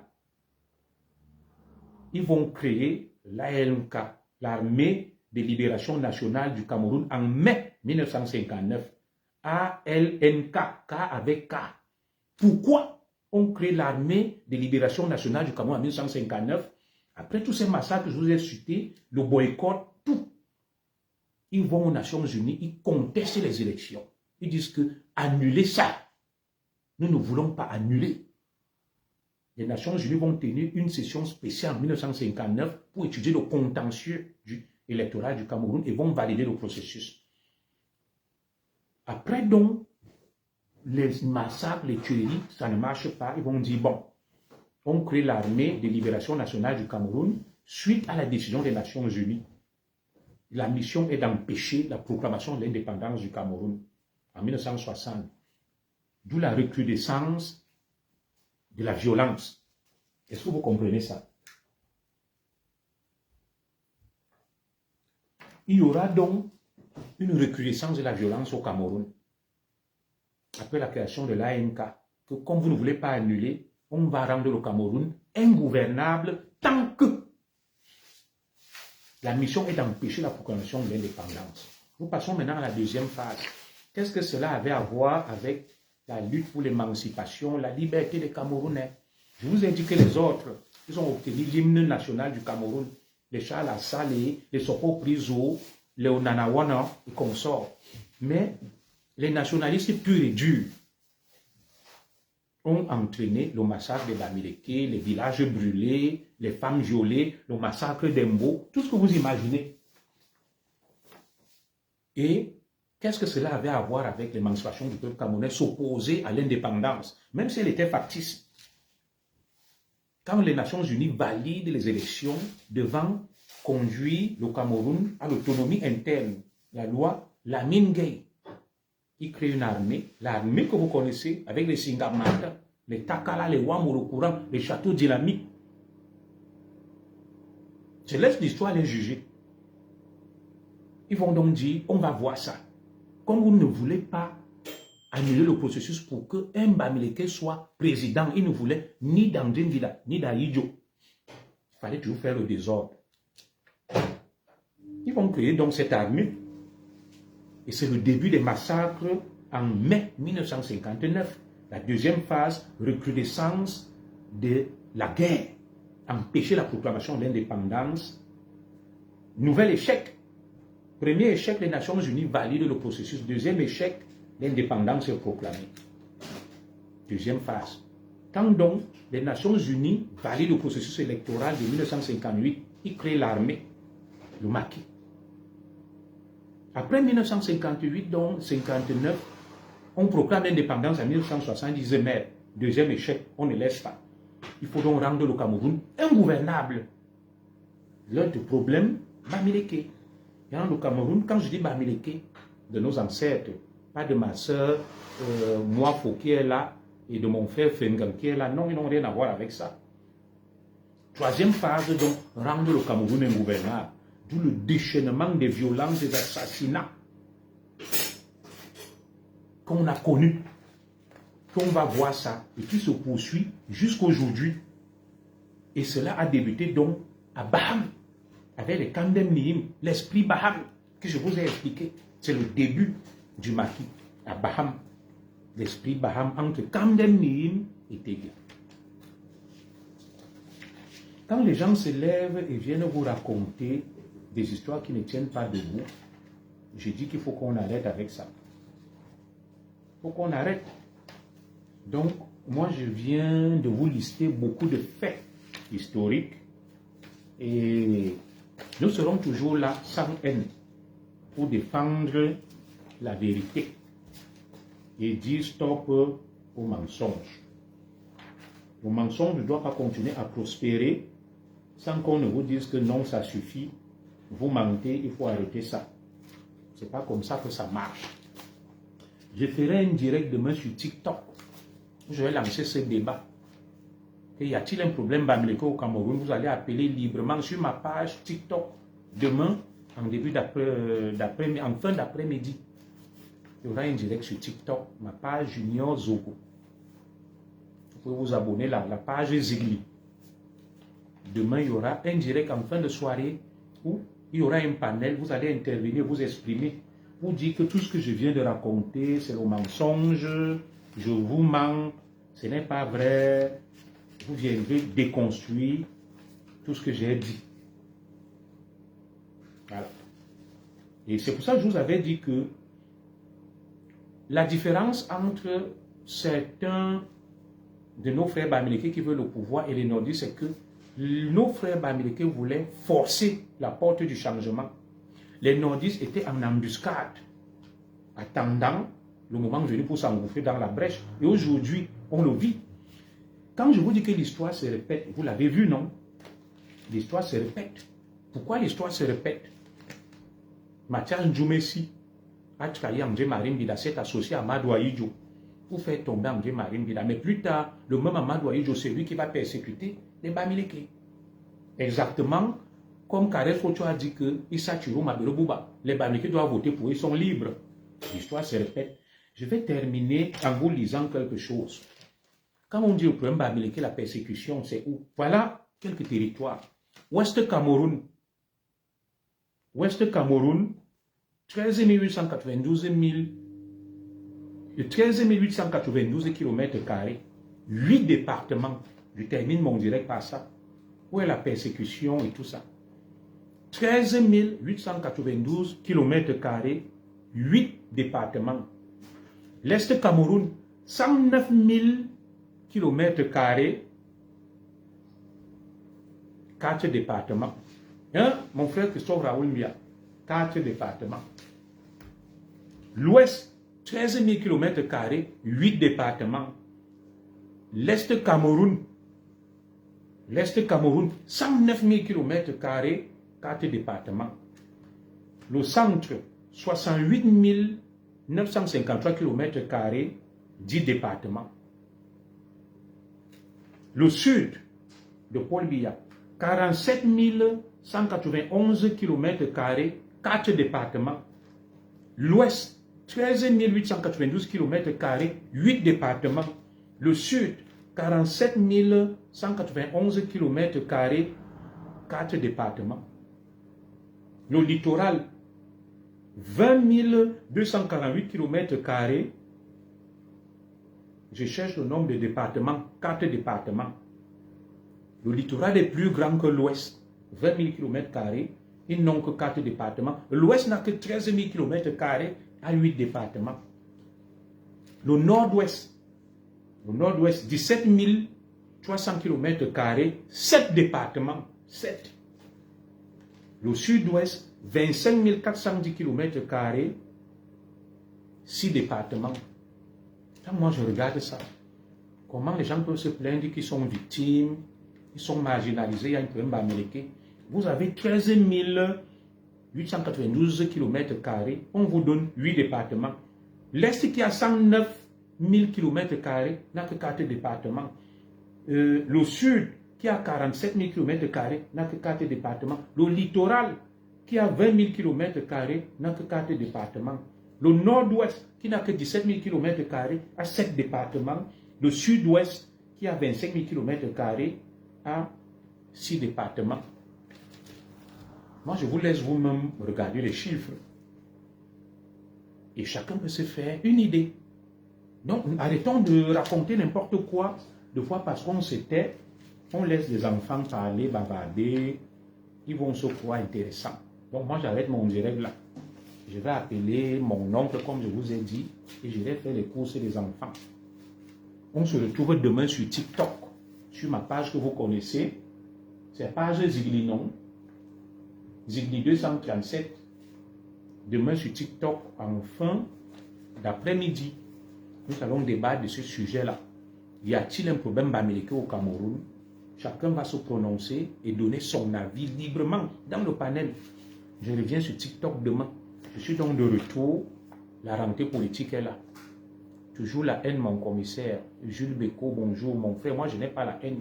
Je suis un homme instruit, un peu intellectuel, et je débat en donnant des éléments factuels et contextuels. Dans mon propos, il y a eu quelle stigmatisation, quelle haine.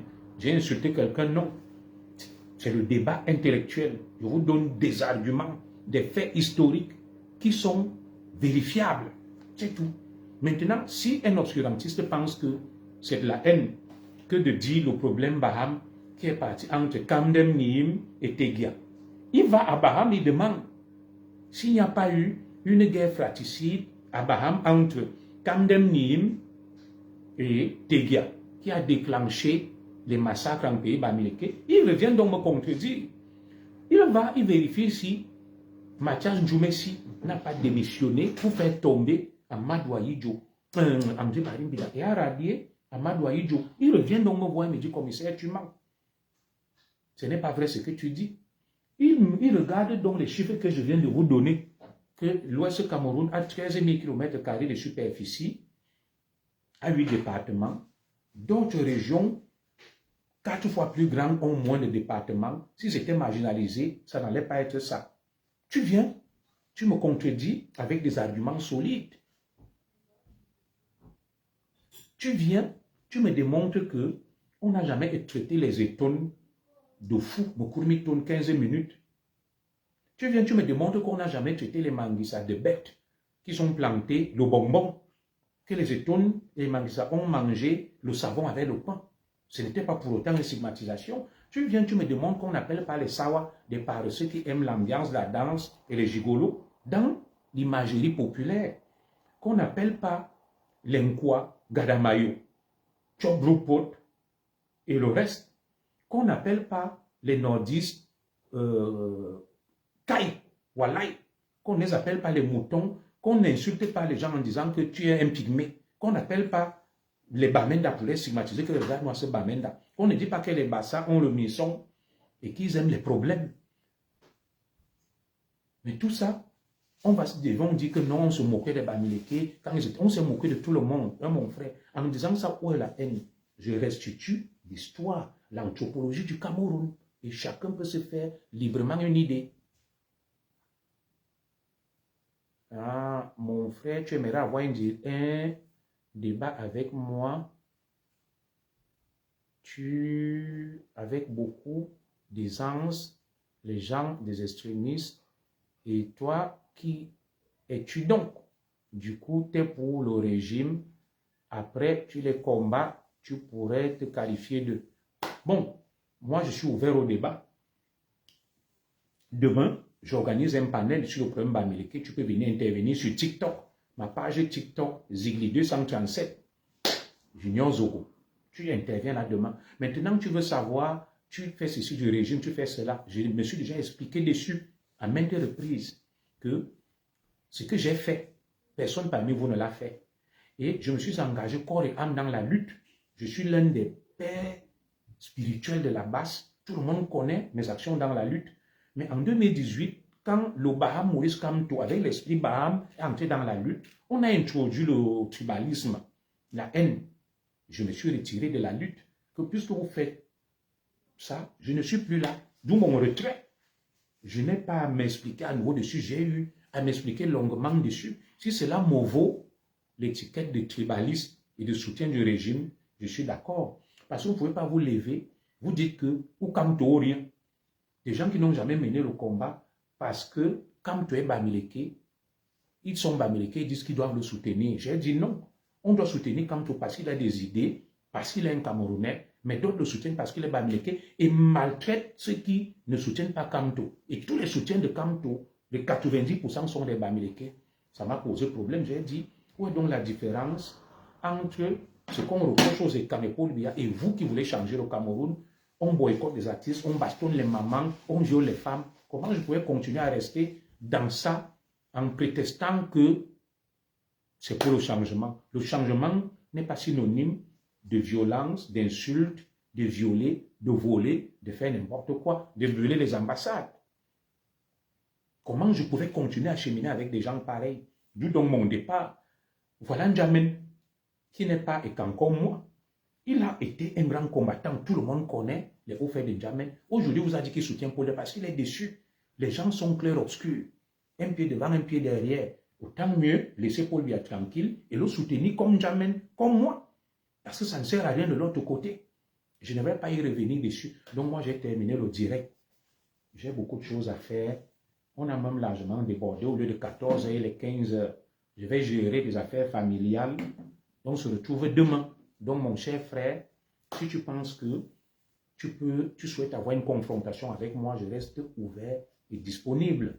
Demain, en fin de matinée, nous aurons un direct sur TikTok où il y aura un panel, tu interviendras librement. Voilà.